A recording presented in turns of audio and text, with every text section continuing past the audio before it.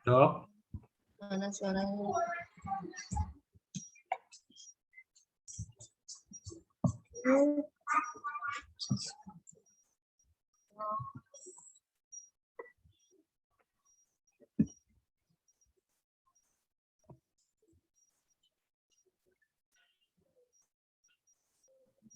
Kacamata Umi mana ya?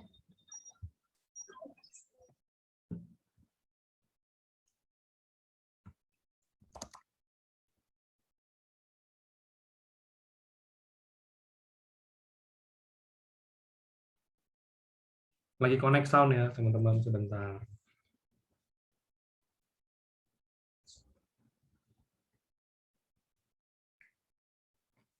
Nah, oke.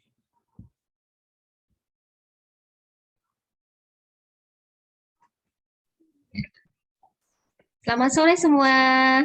Sore dok, dengar ya suara saya ada ya? Ya, kedengaran. Nah, hari ini tadi kan saya udah cerita sedikit dok. Ini kita udah lagi masih PPKM, masih dibatasin ya. Ya, Cuman udah dilonggarin. Tadi saya cerita juga beberapa mungkin ada kayak tempat kayak hiburan kayak bioskop apa segala macam udah mulai mau buka, tapi tentunya dengan protokol kan. ya.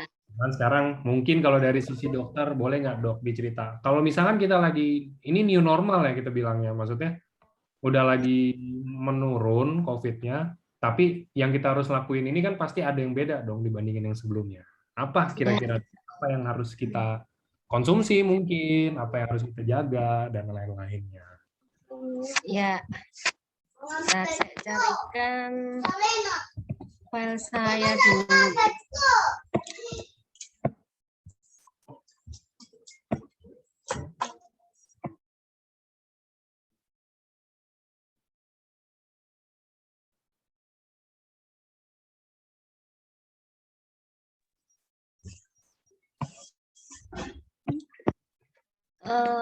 Baik, sebelum saya men-share apa yang akan saya sampaikan, saya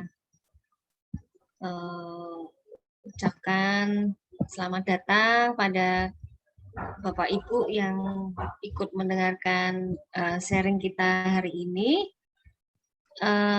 Kita bersyukur ya, walaupun di masa pandemi begini kita masih bisa nih ya berkumpul bersama, masih diberi kemampuan untuk belajar bersama gitu ya, karena pandemi ini memang agaknya akan lama berakhirnya ya, akan lama berakhirnya, dan kita memang harus bisa beradaptasi gitu ya, harus bisa beradaptasi. Nah, kemampuan beradaptasi ini tentunya harus juga dibekali oleh kemampuan untuk mengenali ya, apakah kita ini termasuk individu yang berisiko untuk mengalami penyakit yang berat atau individu yang mungkin bisa dikatakan normal ya, normal atau sehat. Jadi pandemi itu sebetulnya dalam sejarah itu dari sejak zaman belum ada kedokteran modern ya, jadi sejak masih masa-masa peradaban kuno ya, itu sudah ada dan hampir serupa lah ya, hampir serupa. Sejarah mencatat banyak sekali pandemi ya. Ada misalnya pandemi yang namanya bubonic plague. Bubonic plague ini juga lebih mengerikan ya. Bubonic plague itu pandemi yang terjadi hampir 1500 sebelum Masehi ya. Itu yang pertama ya. Kemudian pada masa, kalau kita ingat Raja Fir'aun gitu ya, di Mesir itu ya. Kemudian pada saat itu bukan hanya di Mesir ya, tapi juga di Persia ya, peradaban Persia kuno kan kita kenal juga, mereka punya kedokteran yang diakui keahliannya di dunia ya, yang ikut mewarnai kedokteran barat sebetulnya ya. Kemudian pada masa Romawi kuno ya, itu juga bubonic plague ini merenggut jutaan bahkan jutaan, dan case fatality rate-nya ya, kalau kita mau mengatakan sebuah pandemi itu berbahaya atau tidak, itu pada saat itu mencapai 90 sampai 100%. Artinya apa?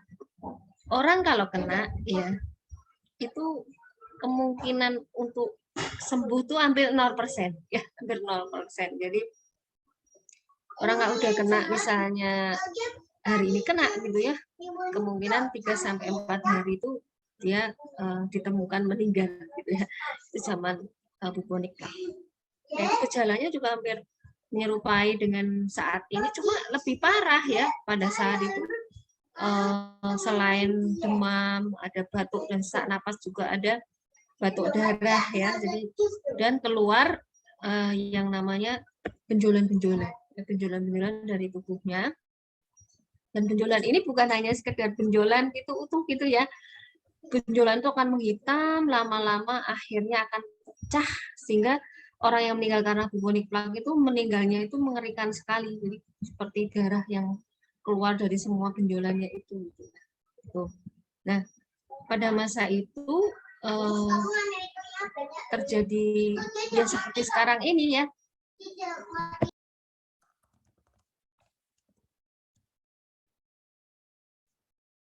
Seperti yang sekarang ini, kalau kita melihat ada berapa gelombang. Nah, pada masa itu juga ada berapa gelombang ya, dan di setiap pandemi itu nyanyiannya hampir sama ya, kata Prof. Yuwono, Profesor Dr. Yuwono yang ahli mikrobiologi itu ya, bahwa pandemi itu selalu ada nyanyiannya itu selalu berulang.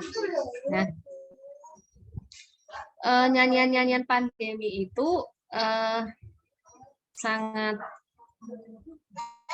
ini ya, sangat menakutkan biasanya ya, karena biasanya selalu ada yang menyebarkan ketakutan ya gitu ya, sehingga akhirnya apa yang terjadi, kita stres ya, kita stres.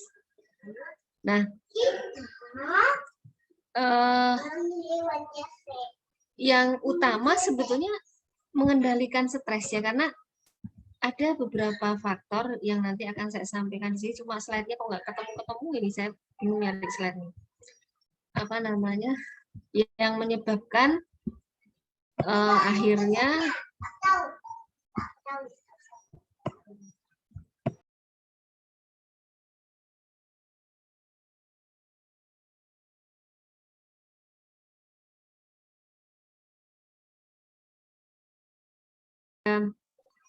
panic buying gitu ya, terus apapun kata orang semua kita lakukan gitu ya. Nah, sebentar saya sembari nyari slide-nya ya. Jadi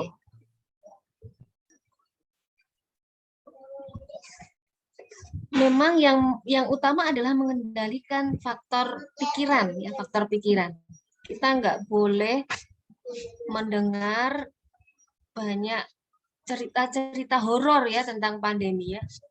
Dan akan tetapi bukan berarti kita tidak waspada gitu ya. Kita tetap harus tahu, oh bagaimana sih kemajuan dari apa eradikasinya, kemudian bagaimana sebetulnya virus ini begitu ya. Akan tetapi seharusnya hal itu tidak menimbulkan kita ketakutan yang berlebihan ya, akan tetapi justru membuat kita semakin menyadari bahwa kita harus mengenali diri kita tadi ya, kita ini termasuk berisiko tidak, kemudian juga kita melakukan upaya-upaya untuk mencegahnya gitu ya. Jadi yang pertama adalah mengenali diri kita. Apakah kita punya faktor-faktor yang meningkatkan risiko sakit, seperti misalnya faktor genetik ya, faktor genetik.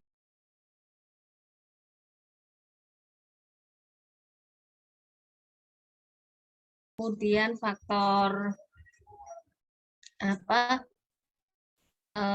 komorbid ya, yang kita kenal komorbid ya, beberapa penyakit yang merupakan komorbid dari COVID, misalnya hipertensi ya, kemudian penyakit-penyakit pernapasan ya, seperti asma, alergi gitu ya. Kemudian kali pola hidup kita terutama ya. Apakah kita mempunyai pola hidup yang sehat atau tidak? Ya, karena pola hidup ini yang akan mempengaruhi terutama ekosistem tubuh kita ya, kemudian kesehatan usus kita ya, karena dua faktor ini setelah pikiran kita itu adalah pemegang faktor paling besar ya.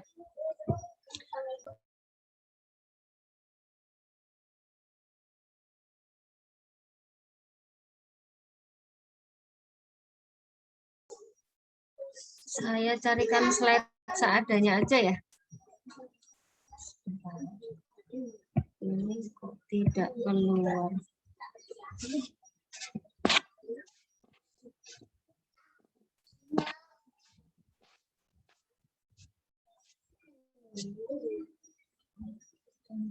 Sekolah.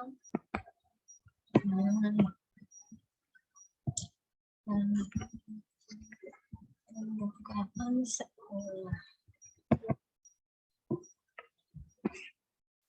Tidak ada ya, sebentar carikan di dokumen kali. Laptop saya tuh habis ini error, jadi saya nyari PowerPoint yang saya buat itu saya taruh di mana itu sampai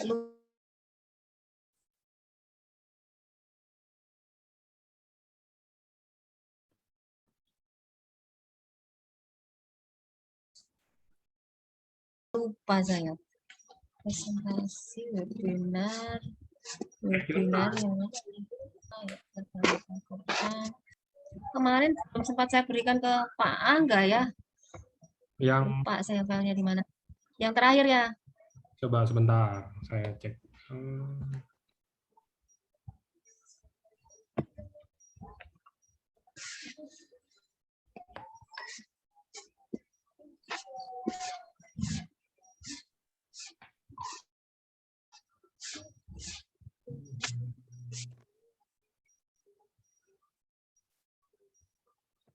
Sebentar saya cek. Desktop mungkin sebentar.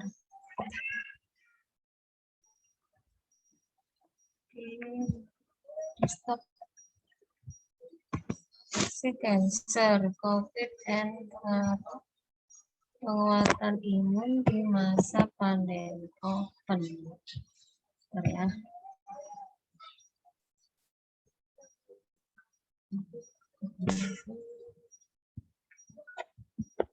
Belum tak simpen deh.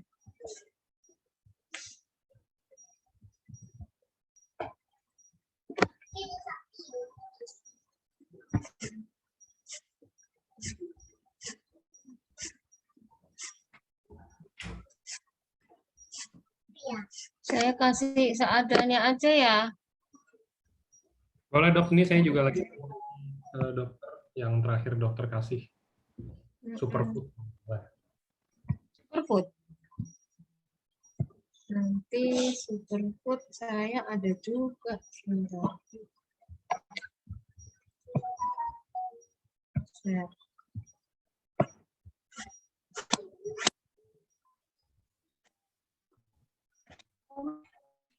Wah, ini belum pernah nih.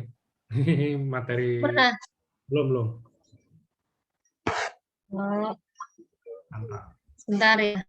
Kayaknya kita sekarang ini sudah mau kembali ke aktivitas yang sebetulnya hampir normal ya, karena sekolah-sekolah sudah mulai dibuka ya. Ini sebetulnya filenya saya siapkan tentang penyiapan untuk persiapan sekolah ya, tapi nggak apa-apa, hampir sama ya. Jadi kalau Bapak Ibu mempunyai putra yang baik itu sekolah di tingkat TK sampai dengan kuliah gitu ya. Sekarang kan sudah mulai pemerintah mulai membolehkan untuk sekolah tatap muka nih. Nah, ini merupakan salah satu bentuk untuk mengembalikan kehidupan kita kembali ya. Kalau dahulu kita benar-benar sangat hati-hati tidak membuka sekolah gitu ya, kita sekarang dengan beradaptasi ini akhirnya diperbolehkan dengan syarat meski ya, dengan syarat bahwa anak-anak yang tatap muka ini sudah dilakukan vaksinasi dan juga kita melakukan protokol sesuai aturan gitu ya. Nah sebetulnya kalau di negara lain bagaimana sih gitu ya? Di negara lain tuh berbeda-beda ternyata ya.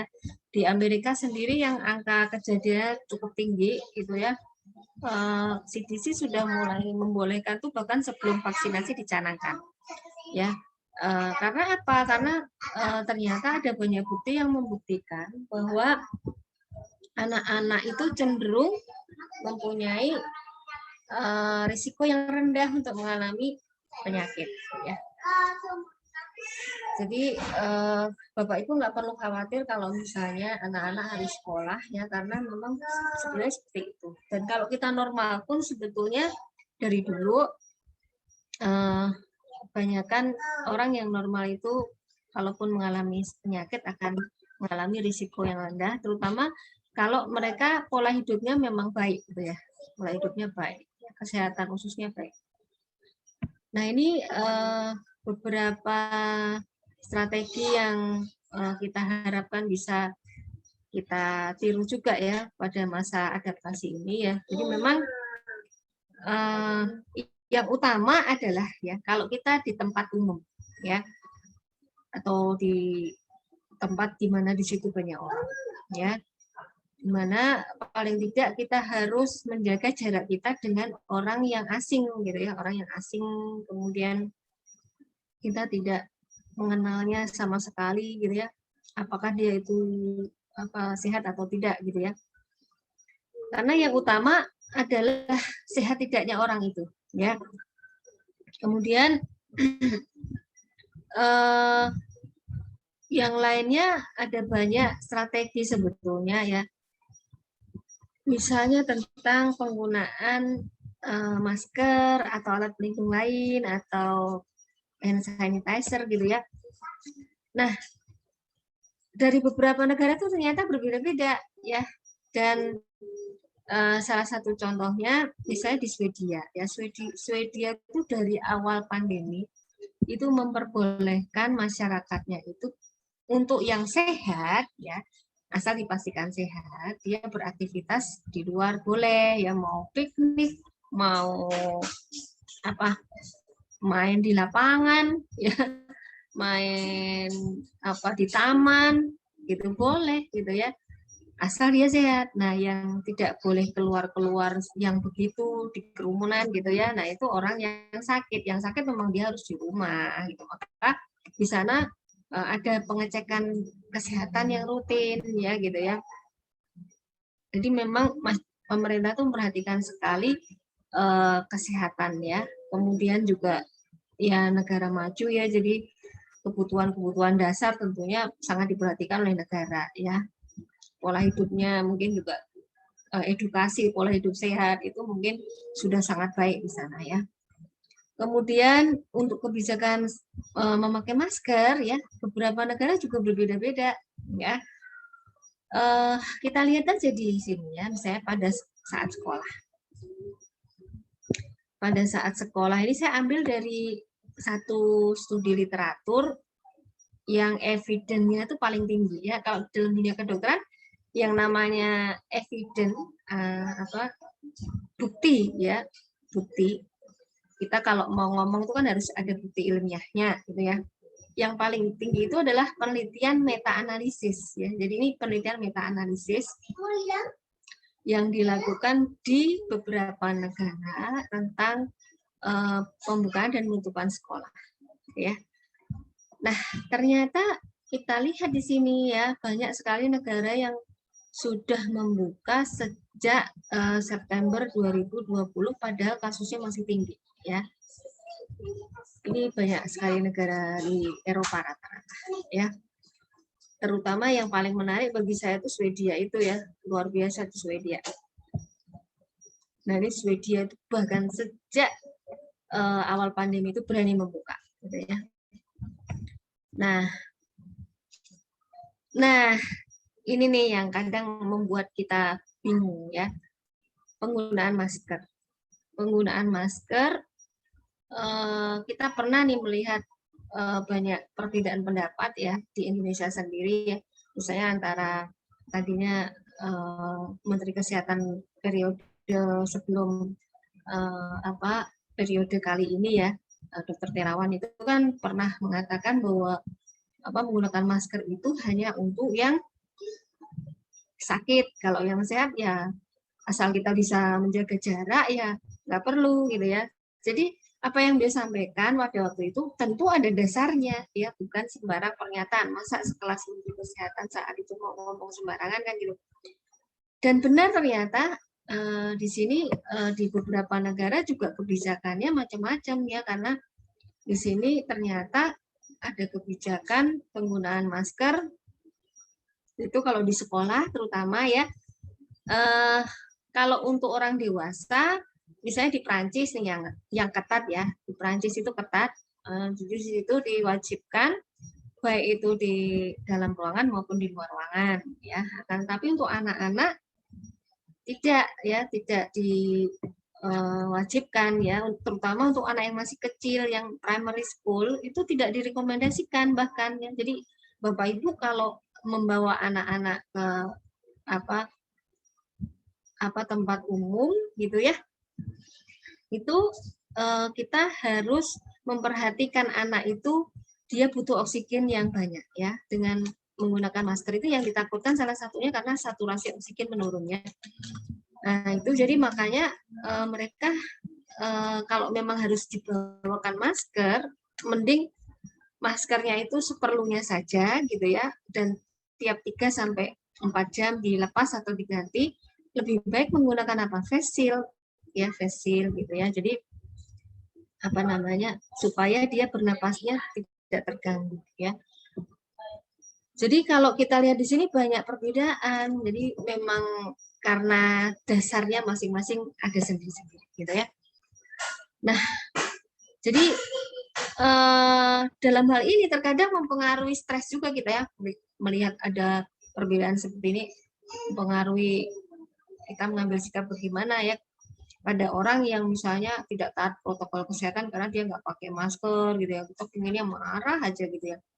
Padahal mengapa demikian? Mengapa kok ada negara yang tidak memakai masker tapi physical distancing itu masih memungkinkan, masih dibolehkan begitu ya, maka tidak wajib untuk menggunakan masker saat itu.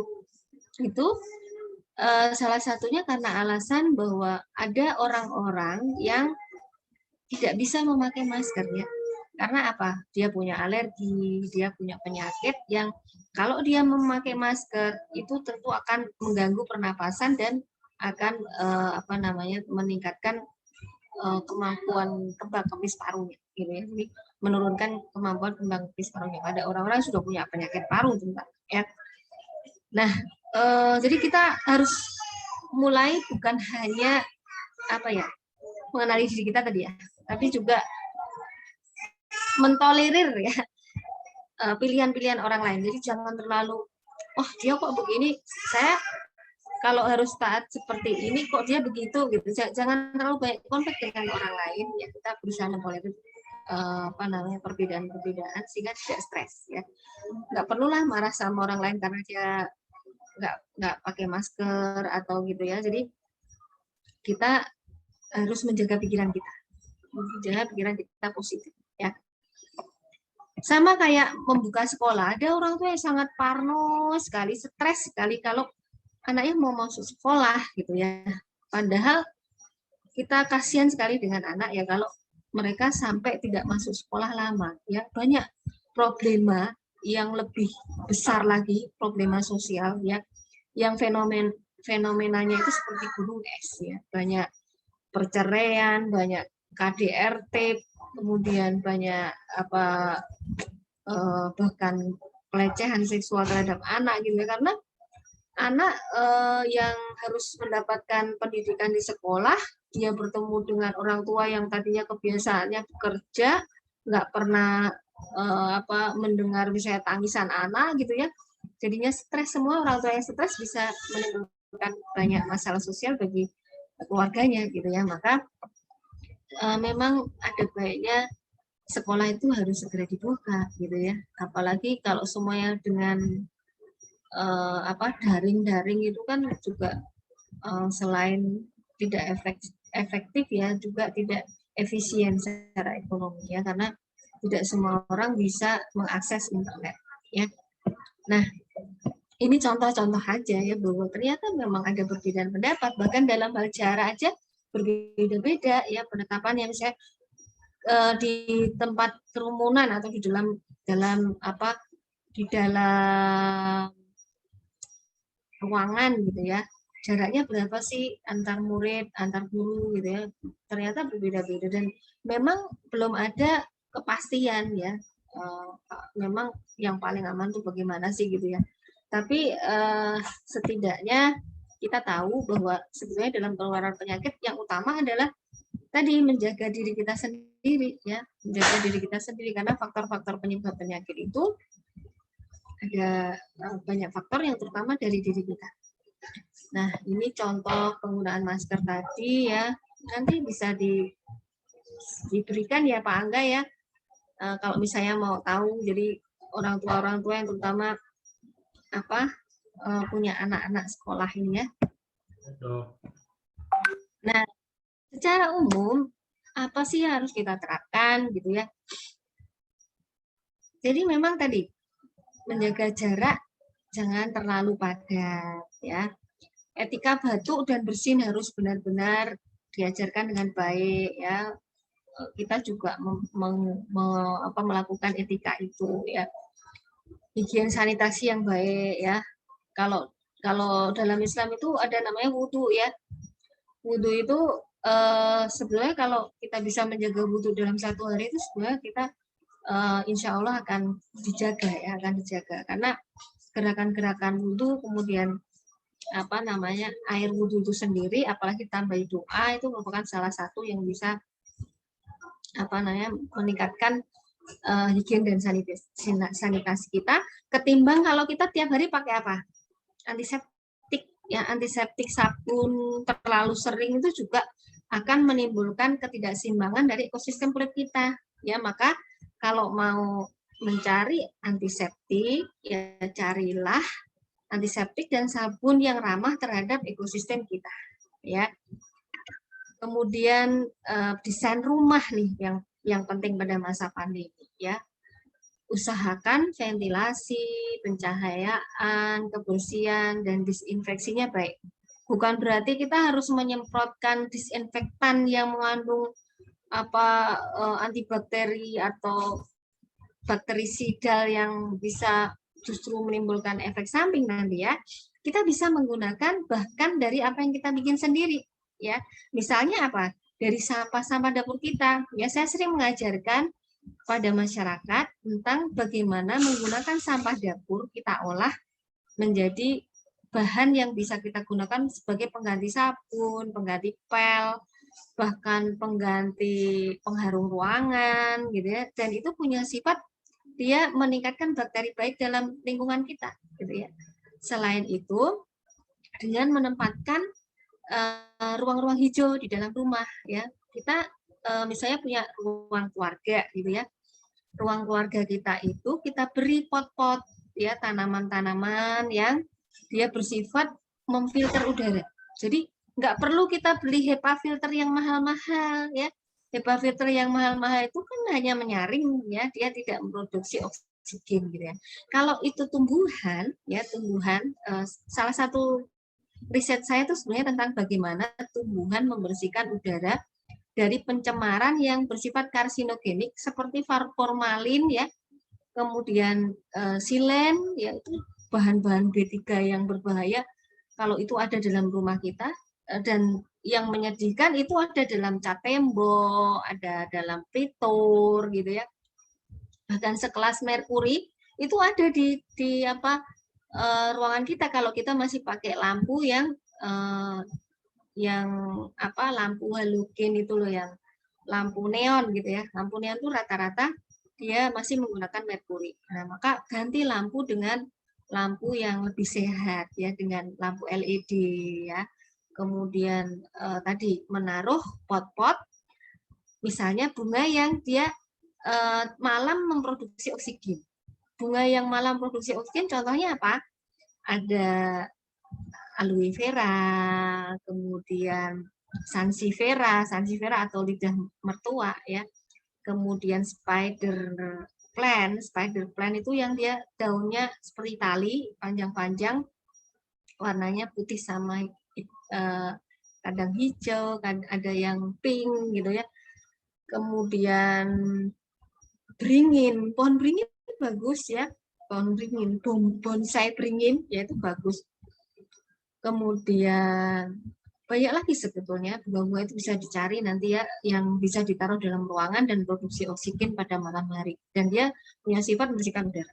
Nah, dalam penelitian di Jerman misalnya, setiap kita mempunyai ruangan paling tidak ukuran 3x3, mungkin kita membutuhkan sekitar 1 pot saja dengan 4 helai daun sansevieria misalnya. Nah, jadi sebenarnya nggak terlalu banyak bunga di rumah, tapi dengan menempatkan beberapa pot gitu ya, itu sudah cukup ya. Nah, lalu aktivitas sosial dan fisik dengan protokol kesehatan sesuai kriteria epidemiologi. Jadi seperti misalnya kalau kita kan PPKM level 1, 2, 3, 4 itu pasti ada hitungan kriteria epidemiologinya itu ya, walaupun kita juga harus melihat lah, nggak usah terlalu parno ya, melihat ke negara lain atau melihat ke sekitar kita gitu ya, misalnya ke desa, ke apa lingkungan-lingkungan yang apa di pegunungan itu malah justru mereka tidak terlalu terdampak sebetulnya. Nah, seperti di Swedia tadi ya, di Vietnam ya, bagaimana sih cara mereka ya mendesain lingkungannya gitu ya, aktivitas sosial fisiknya ya. Kemudian transportasi ya, transportasi kalau kita harus nganterin anak ke sekolah lebih baik jangan pakai transportasi umum ya, bersepeda lebih baik ya, bersepeda atau apa menggunakan mobil pribadi gitu ya. Nah, kalau misalnya kita harus makan di luar, anak harus makan di kantin gitu ya, maka yang harus kita perhatikan terutama kesehatan dari makanan ya. Kemudian higien, sanitasi ya, protokol kesehatan tadi ya. Nah, yang terpenting lagi, rutinkan penggunaan prebiotik dan probiotik ya, atau lazim disebut keduanya simbiotik. Apa sih itu probiotik, simbiotik gitu ya? Bedanya apa sih dok gitu ya? Nah, kalau prebiotik itu serat pangan ya, serat pangan. Maka di sini serat pangan ini kita dapat dari mana? Makanan yang sehat, ya kan? Makanya makanannya harus sehat, pola makan kita. Makanan yang sehat yang gimana maksudnya dok? Yang kayak serat, ya. Makannya tuh porsinya lebih banyak buah dan sayur, ya.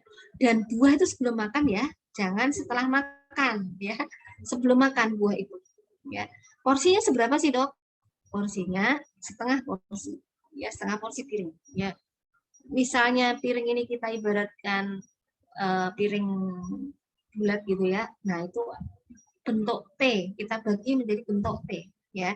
Dimana setengah porsi itu untuk buah dan sayur dan 1/4 untuk apa? Karbohidrat, 1/4 lagi untuk lauk berupa protein. Nah, terutama serat pangan ini yang harus kita perhatikan, dia harus bebas pestisida ya. Bebas pestisida. Ya kenapa? Pestisida itu berbahaya ya, bukan hanya dia karsinogenik ya, tapi dia juga mengacaukan keseimbangan ekosistem dan keseimbangan metabolisme karena dia bisa mengganggu hormon kita ya. keseimbangan metabolisme kita itu ditentukan oleh hormon, ya, terutama melatonin, kortisol, ya, hormon yang terkait dengan stres dan kurang tidur biasanya, ya. Maka mengapa kok orang yang sakit COVID berat itu rata-rata adalah orang yang dia kurang tidur dan dia stres, ya, karena ternyata itu mempengaruhi keseimbangan metabolisme mereka. Ya. Padahal yang namanya hormon seperti melatonin, ya, melatonin itu bersifat antioksidan, ya, antioksidan yang paling kuat, yang bisa bahkan menetralisir seperti merkuri. Nah, lalu yang lainnya kortisol tadi, ya, kortisol itu dia menurunkan sistem imun kita, ya. Jadi kalau kita stres, kortisol tinggi, sistem imun kita pasti lemah, ya, gitu. Maka nggak boleh stres tadi, ya. Lawannya hormon stres itu adalah endorfin, ya. Endorfin itu morfin alami dalam tubuh kita. Kita tuh punya morfin alami, ya. Dan morfin alami ini gampang sebetulnya kita mau memicunya, ya. Kalau kita punya suami, ya peluk-peluk suami kita, ya. Punya istri, peluk-peluk istri kita, itu meningkatkan endorfin, ya. Kemudian senyum, ya, maka banyaklah tersenyum, ya. Bukan senyum-senyum sendiri, ya, tapi berlatih tersenyum. Bahkan kalau perlu di depan cermin itu tiap pagi berlatih tersenyum, ya. Paling enggak 20 kali, ya, supaya endorfin kita keluar. Atau elusan-elusan di tangan, ya, elusan kasih sayang biasanya sama anak, sama istri kita, sama suami, gitu, ya. Jadi sampai di luar negeri itu karena banyak orang yang stres, nggak bahagia, gitu, ya. Ada orang yang bekerja secara profesional untuk membuat orang lain itu bahagia dengan memeluknya, dengan mengelus-elusnya, gitu, ya. Sampai begitu. Nah, kita kalau kita punya suami, punya istri, punya anak, punya saudara, ya, ya kita bahagiakan mereka agar kita pun juga bahagia. Ya, kemudian cara yang lain apa? Mengeluarkan itu dengan memperbanyak membantu orang lain. Ya, kalau kita itu membantu orang lain rasanya gimana? Senang nggak? Senang pasti, ya. Ada rasa senang ketika kita bisa membantu orang lain. Belum nanti orang lain itu akan mendoakan kita, gitu kan, ya. Kita pasti juga akan tersenyum. Orang lain akan tersenyum juga. Nah, jadi pada masa pandemi banyak membantu orang lain, ya. Bahkan dalam Islam itu sedekah itu bisa menolak bala. Artinya kalau kita bersedekah itu oleh Allah itu kita akan dilindungi dari bala musibah yang tiba-tiba, ya, bahkan tanpa kita sangka-sangka, gitu, ya. Nah, lalu meningkatkan ruang hijau tadi sudah, ya. Nah, kita harus punya koleksi obat, ya, kalau perlu. Seperti saya suka menanam, ya, saya suka menanam. Nah, suka menanam ini juga termasuk salah satu cara meningkatkan endorfin, ya. Ada rasa gembira ketika kita melihat bunga, ada rasa gembira ketika kita menyiram bunga, oh, melihat tumbuhan kita menghijau, ya. Kemudian kita bisa memetik untuk makanan, jadi tidak tergantung pada apa orang yang menjual di pasar, karena kalau ada masa pandemi kan sering pasar ditutup, belum nanti mau ke supermarket juga supermarket ditutup, gitu, ya. Nah, maka mandiri dalam pangan itu bisa kita wujudkan dengan menanam, ya, menanam paling tidak sayur-sayur yang bisa dipakai untuk salad misalnya. Ada sayur bayam apa itu, ya? Bayam apa ya namanya, kayak pohonnya menjalar-jalar seperti benahong itu, ya. Pegagan, terus apa itu, ginseng, ya. Mudah sekali, saya suka nanam yang mudah-mudah seperti itu. Nggak perlu banyak sinar matahari, di tempat teduh dia bisa tumbuh, gitu, ya. Dan apa, dia nggak butuh perawatan yang terlalu banyak.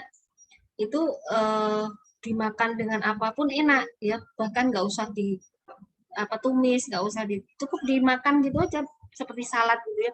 Disedia makanan-makanan segar seperti itu di rumah, apalagi kalau itu kita tanam sendiri itu lebih membahagiakan, lebih juga ngirit, gitu, ya.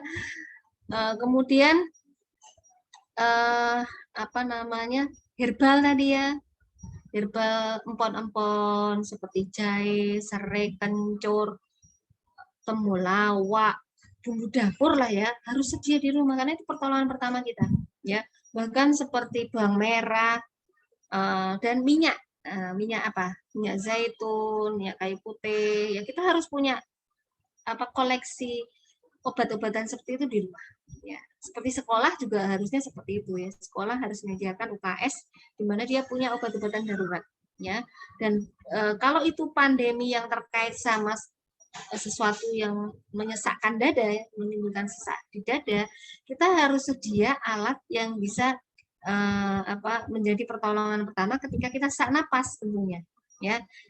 Dengan misalnya yang paling mudah lah baskom ya, baskom untuk uap air itu ya, kita menguapkan pakai essential oil ya. Kalau kita mampu beli essential oil ya pakai essential oil ya. Kalau nggak mampu ya kayu putih ya, kayu putih itu sudah lumayan itu.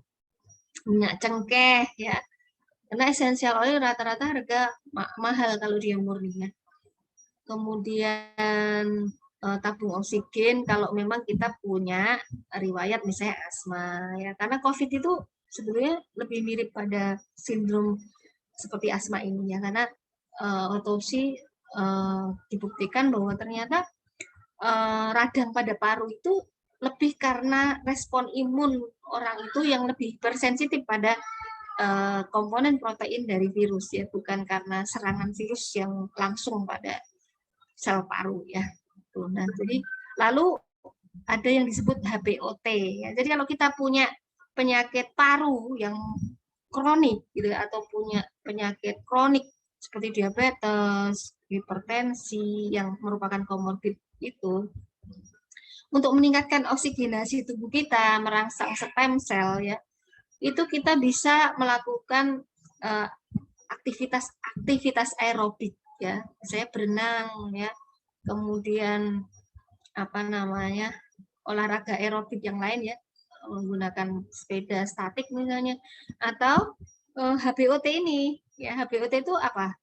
Hiperbarik oksigen terapi. Jadi kita masuk ke dalam suatu tabung yang bertekanan ya, di mana di situ ada oksigen yang tinggi sehingga oksigen akan berdifusi ke kulit. Ya, ini terutama pada orang-orang yang fungsi parunya sudah menurun ya. Pada orang-orang yang pernah sakit COVID lama gitu ya. Nah, itu mungkin membutuhkan ini. Nah, sekarang ini banyak kok di Jakarta, di Bekasi itu sudah banyak center yang HBOT ya. Nah, lalu ya kenali Allah, kenali Tuhan gitu ya. Kenali kalau dalam Islam Rasulullah, kenali diri kita, kenali makhluk Allah yang lain gitu ya, termasuk virus ya. Jadi memang kita harus saling mengenal. Dengan virus ini kita harus saling mengenali diri kita dulu terutama ya. Kita ini tadi punya risiko atau tidak, kita pola makannya bagaimana ya. Karena hakikat diri kita, kita adalah ekosistem. Kita harus positif ya, bahwa kita itu terdiri atas banyak bakteri, virus bahkan ya, di usus kita terutama. Itu ada 100 triliun bayangkan bakteri, 10 kali lipat dari jumlah sel manusia. Jadi manusia itu kan memiliki gen yang dianggap dulu kita steril kan, kita tuh dulu dianggap steril tubuh kita itu ya, padahal nggak steril. Tubuh kita itu di kulit ada bakterinya, ada virusnya ya, yang kita takuti menyebabkan penyakit juga ya, seperti Clostridium tetani, Corynebacterium diphtheria, di kulit kita ada gitu ya. Di hidung kita itu ada coronavirus ya, coronavirus juga ada gitu ya, tapi kenapa kita nggak sakit ya. Jadi manusia itu memiliki 23.000 gen, dan tubuh kita ini ternyata lebih banyak disusun oleh gen dari mikrobiota yang ada dalam tubuh kita, namanya mikrobiom. Mikrobiom itu istilah dari seluruh gen dari mikrobiota dalam tubuh kita yang jumlahnya bisa sampai 3.300.000. Bayangkan berapa kali lipatnya itu. ya, sekitar 150 kali lipat dari genom kita, ya. Bayangkan. Jadi kita ini bakteri apa sel kalau gitu ya. Kita ini bakteri berjalan gitu ya. Maka kenapa kita harus takut pada makhluk yang kecil, ya? Sampai nggak berani ngapa-ngapain gitu ya, nggak berani ngapa-ngapain. Jadi kita ini we are more bacteria than human gitu ya. Kita ini adalah mikrobiota berjalan, ya. Nah, maka seharusnya nggak usah takut ya, tapi kita menyeimbangkan ekosistem kita tadi dengan probiotik, dengan prebiotik ya, dengan serat pangan gitu ya. We human are walking ecosystem. Ya, kita itu ekosistem yang dipengaruhi oleh lingkungan kita dengan tanah yang kita injak, samudra, tumbuhan, makanan, ya, binatang yang berinteraksi dengan kita. Bubonic plague yang saya tadi ceritakan itu salah satu sebabnya adalah binatang yang berinteraksi dengan manusia, yaitu tikus, ya, tikus dan lalat, ya. Nah, pada masa dulu mengapa orang itu sampai terkena bubonic plague itu salah satunya karena higien sanitasi. Maka kenapa kok untuk beradaptasi dengan lingkungan kita tadi harus mengelola lingkungan kita ya agar bersih ya, mengelola sampah kita, dan kalau perlu sampah itu kita manfaatkan sebagai pembersih justru ya. Kalau mau nanti saya ajari ya. Jadi mudah caranya bagaimana kita memanfaatkan sampah organik kita menjadi bahan baku dari justru untuk membersihkan ya, untuk apa, membersihkan kuman yang jahat, membersihkan virus yang jahat ya. Jadi kita ini terdiri dari semua ekosistem ini ya. Ini banyak sekali ekosistem di sini. Ada bakterinya, ada virusnya, ada jamur, ada parasit, bahkan cacing ya. Kita tuh punya cacing ya. Bahkan perempuan itu kalau cacingnya kurang dalam perutnya, jadinya apa? Jadinya dia nggak subur. Ya. Nah, ada guru saya ya yang meneliti tentang hubungan dengan cacingan dengan kesuburan, ya, kesuburan seorang perempuan maksudnya. Ya. Nah, ini contoh bagaimana usus kita itu merupakan ekosistem dari mikrobiota. Nah, di sini beda-beda ya. Kalau lambung itu sifatnya harus aerob. Jadi artinya dia harus kaya oksigen. Sedangkan kalau usus halus, usus besar, dia tidak boleh ada oksigen. Ya, anaerob. Ya. Saya kalau mengolah sampah itu harus anaerob. Kalau kita mau bikin yang namanya ekoenzim. Ya. Nah, jadi aturannya kita perhatikan. Maka kenapa tadi kok memakai masker kelamaan nggak boleh? Salah satunya akan mempengaruhi ekosistem yang tadinya harusnya aerob menjadi anaerob. Dan ini sudah terbukti. Ada penelitian, sekarang ini penyakit mulut itu meningkat. Penyakit gusi meradang, penyakit gigi, ya, kemudian radang pada hidung, ya, itu salah satunya karena penggunaan masker yang terlalu lama. Ya, maka sebenarnya kalau misalnya nih kita dilarang melepas masker di tempat umum gitu ya, ya jangan lama-lama di tempat umum gitu ya, atau ya lepaslah masker paling tidak 3 jam sampai 4 jam sekali gitu ya. Nah, ini di sini nih ada bakteri-bakteri inti ya, contohnya lactobacillus ya. Di sini lactobacillus yang paling dominan ya, bakteri baiknya. Lalu bifidobacterium. Nah, ini ya, bifidobacterium. Nah, pada orang yang sakit COVID berat ternyata ada perbedaan dengan orang yang sehat ya, di mana dia kehilangan lactobacillus ya, kemudian kehilangan bifidobacterium. Bifidobacterium itu ibarat tanaman yang melindungi ya, melindungi usus kita ya. Jadi dia nempel di dinding usus tanpa merusak dinding usus ya, tanpa menimbulkan peradangan, supaya dia bisa melindungi dari bakteri virus yang jahat gitu. Nah, pada orang-orang yang sakit COVID berat ini hilang gitu ya. Maka solusinya agar kita terlindungi adalah dengan mengkonsumsi probiotik yang mengandung Bifidobacterium dan Lactobacillus ya. Nah, lalu ini virus ya. Jadi ini adalah virus yang ada dalam tubuh kita. Ya, asal kita seimbang ekosistemnya, mereka nggak akan menyakiti kita.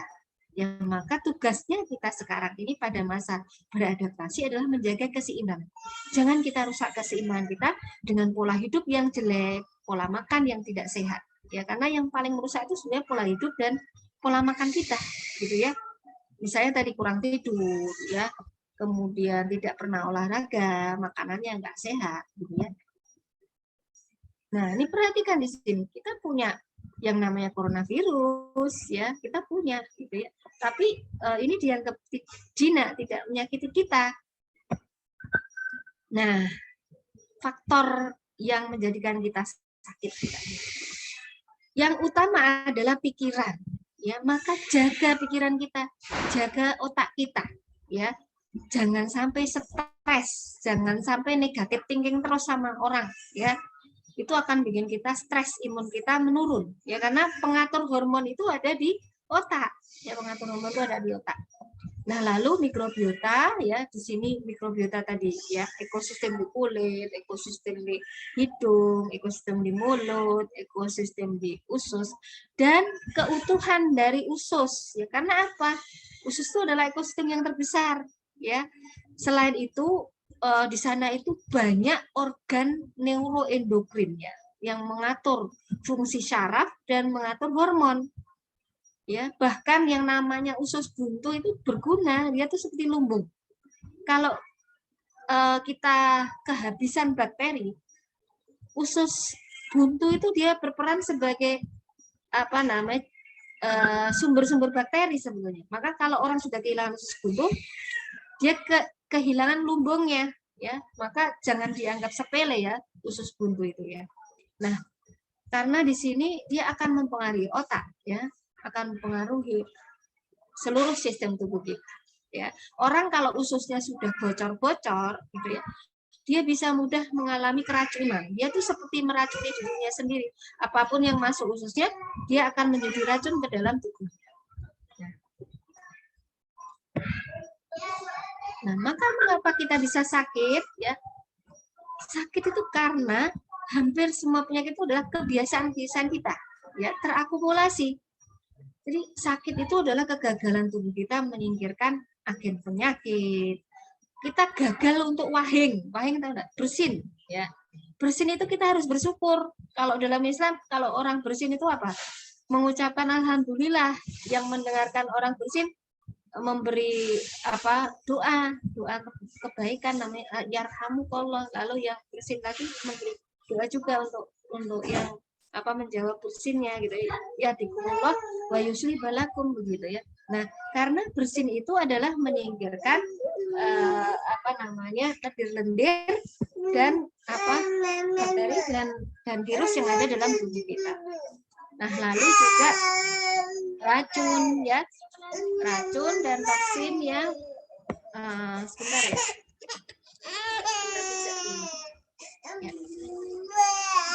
Kemudian akumulasi harian seperti kurang tidur, ya, kerja yang terlalu sibuk, misalnya workaholic, stres gitu, ya. Aduh, mohon maaf nih, ya, ada gangguan.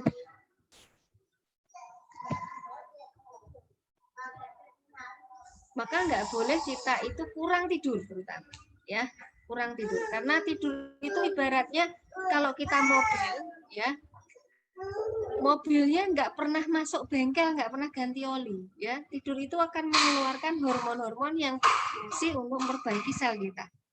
Jadi tubuh kita itu punya jam biologis yang mengatur kapan misalnya tangan kita yang rusak diperbaiki, ya, hati kita, ya, yang rusak diperbaiki, ya, kemudian ginjal kita atau gen kita, gitu, ya, bahkan gen kita tuh kan diperbaiki pada saat kita tidur, ya. Maka tidurlah tepat waktu. Jadi paling tidak jam 8 itu kita udah siap tidur, ya, jam 8 malam, ya, jam 9 sudah merem, ya, sudah matanya sudah merem. Dan matikan lampu jangan lupa, ya, karena apa? tombol yang mengatur fungsi pengeluaran hormon itu ada dalam mata kita.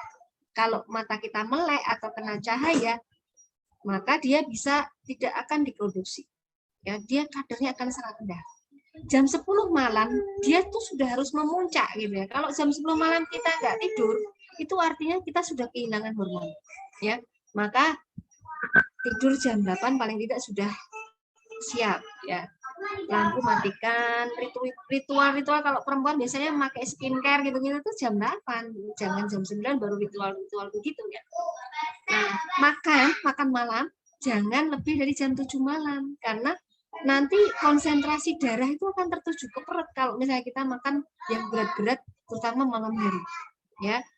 Harusnya konsentrasi darah itu adalah pada area-area yang mengalami kerusakan pada saat itu gitu ya. Jadi makanya kalau malam itu jangan makan daging-dagingan ya.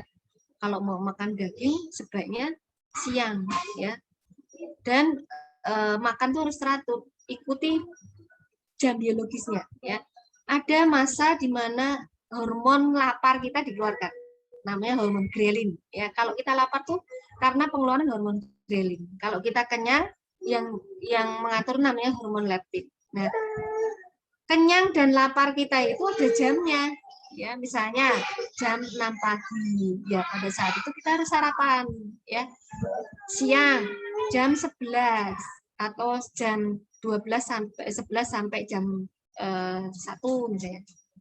Ngantuk siang itu harus ditidurkan ya. Jadi siang itu biasanya akan ada rasa ngantuk antara jam 11 sampai jam 12 atau jam 12 sampai jam 1. Paling tidak 30 menit tiduran, pejamkan mata ya, karena itu akan mengurangi kerusakan sel-sel kita, terutama kalau kita harus beraktivitas terkena sinar matahari ya. Sinar matahari itu dia akan merusak kulit kita ya, yang menyebabkan DNA kita rusak. Makanya kenapa orang yang sakit lupus misalnya nggak boleh terpapar sinar matahari berlebihan ya, karena salah satunya dia akan memicu lupusnya menjadi flat ya. Nah, kalau kita kurang tidur gimana nih dok gitu ya. Nah, kalau kurang tidur makanlah banyak makanan yang mengandung triptofan. Triptofan itu apa? Triptofan itu adalah asam amino esensial yang merupakan bahan baku dari melatonin ya, hormon yang tadi dikeluarkan pada saat itu. Nah, contohnya apa nih dok gitu ya. Contohnya ya alpukat, kemudian kangkung, sayur kangkung, ada apalagi selain alpukat ya. Triptofan itu ada pada pisang ya, susu almond, kacang-kacangan itu ya. Kemudian korma ajwa ya. Kemudian jamur-jamuran itu banyak juga ya, jamur-jamuran, minyak zaitun ya, buah zaitun gitu ya. Nanti bisa dicari makanan apa saja nih yang mengandung triptofan ya. Nah, kemudian kalau kita tidurnya nggak teratur, malam nggak bisa tidur, gimana nih dok gitu ya. Ya, usahakan mengkonsumsi sesuatu yang bisa memicu tidur. Contohnya apa? Misalnya madu, ya, air madu, diseduh air madu, kemudian makan pisang misalnya ya, atau manisan pala. Manisan pala itu adalah salah satu yang bisa memicu tidur. Kalau madu kopi, madu dari bunga kopi. Jadi madu bunga kopi itu justru efeknya bukan seperti kopi. Kalau kopi kan dia menimbulkan kita tidak ngantuk gitu ya. Nah itu kalau ini malah justru bisa meningkatkan. Nah lalu saffron itu putih bunga saffron ya namanya. Itu juga bisa ya, dan itu bisa bersifat menekan stres ya, menekan stres. Nah, lalu jangan tidur pada saat yang dilarang tidur. Karena di saat itu kita harus mengeluarkan hormon yang lainnya gitu ya. Waktu yang dilarang tidur kapan nih dok gitu ya? Waktu yang dilarang tidur itu misalnya pagi sesudah adzan subuh sampai munculnya matahari. Kenapa? Karena biar kita itu keluar rumah, terkena sinar matahari begitu, ya, berjemur karena vitamin D itu bermanfaat untuk tubuh kita. Selain dia menguatkan tulang, dia juga berfungsi untuk perbaikan sel, untuk antioksidan gitu ya, untuk sistem imun ya, keseimbangan sistem imun gitu ya. Nah, yang ada gandeng rentengnya dengan vitamin D ini adalah mineral. Mineral yaitu magnesium. Ya, makan makanan yang kaya dengan magnesium. Ya, kacang-kacangan seperti kacang almond tadi kayak magnesium. Ya, lalu biji-bijian ya, barley, oat ya, kemudian biji-bijian lain lah ya, biji jasin gitu ya, garam Himalaya gitu ya. Kemudian apokat tadi juga kaya dengan magnesium ya, jamur tiram ya. Nah, lalu kurma ya. Kemudian makan pagi jangan lupa tadi ya, makan pagi. Nah, kalau misalnya kita ngantuk sekali gimana nih, Dok? Maka jam 8 pagi hilangkan ngantuk dengan kopi boleh ya, tapi kopinya kopi tubruk, jangan kopi yang instan. Ya, kopi tubruk, bisa kopi robusta, bisa kopi apa kayak gitu ya. Tapi yang asli ya, kalau perlu giling sendiri gitu ya. Dan tidak pakai gula. Nah, itu ya. Kalau mau pakai gula merah atau gula aren. Atau pakai telur tambahi madu. Udah, itu seperti rasanya seperti kopi-kopi yang pakai creamer. Nggak perlu pakai creamer. Ya, creamer itu tidak baik untuk kesehatan. Nah, kalau siang misalnya sekitar jam sore lah, jam sore sekitar jam 3 itu jangan tidur sampai tenggelamnya matahari, itu nggak boleh tidur. Kalau kita nggak bisa ngantuk sekali, minum kopi. Ya, minum kopi tadi. Tapi syaratnya begitu. Ya, supaya apa? Supaya jam biologis kita itu teratur. Ya, karena apa? Kalau kita tidur sore terutama, ada yang namanya sindrom SAD syndrome. Kenapa dikatakan SAD syndrome?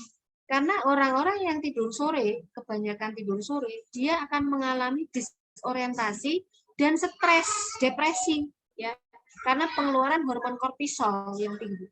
Ya, maka kalau sore nggak boleh tidur.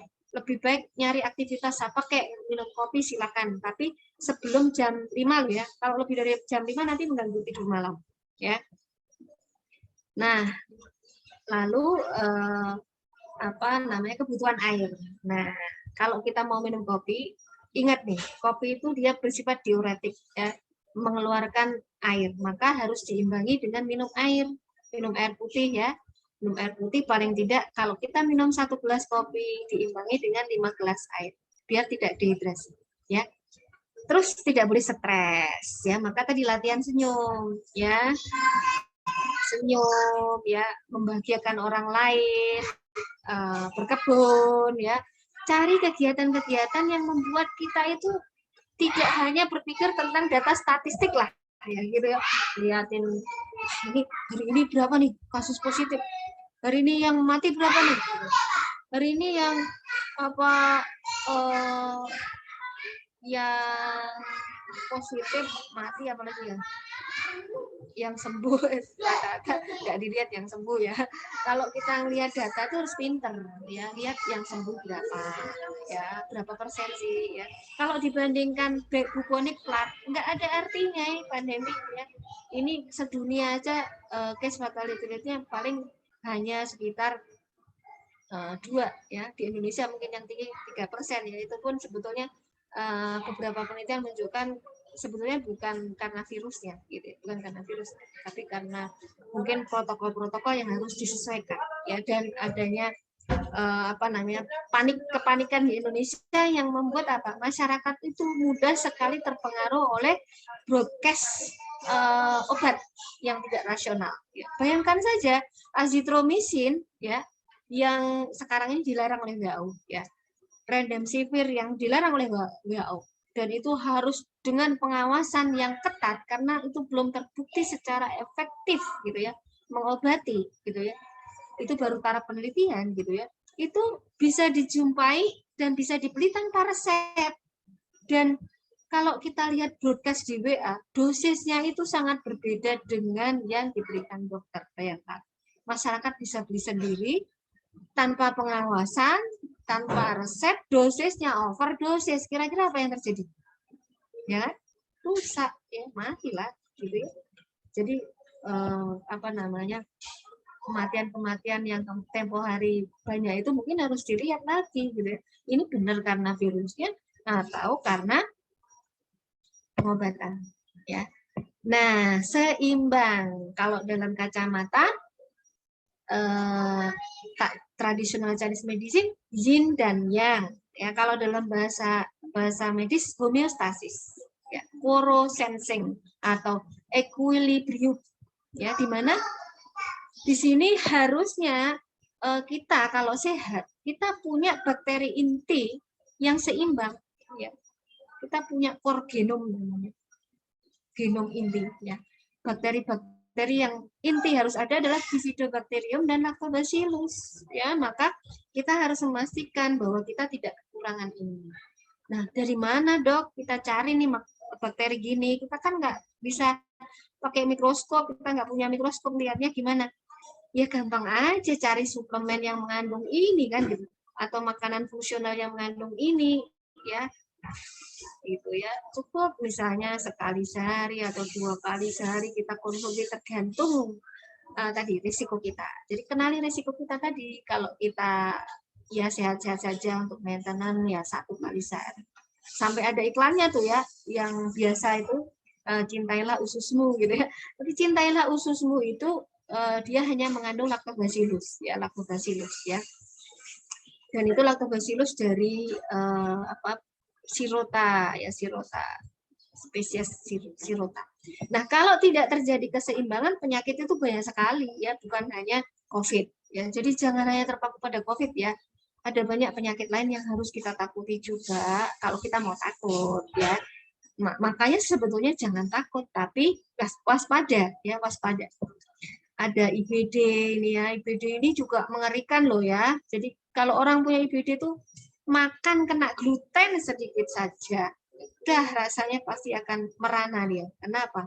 Diare biasanya. Diare, badannya panas, ya pokoknya semuanya jadi kepicu gitu ya. Nah, lalu sama ini hampir sama ya yang menyerang usus ini ya.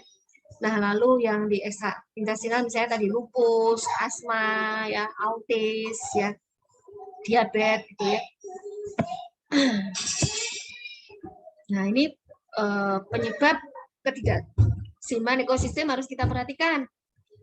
Ada infeksi atau radang itu bisa meningkatkan risiko disbiosis.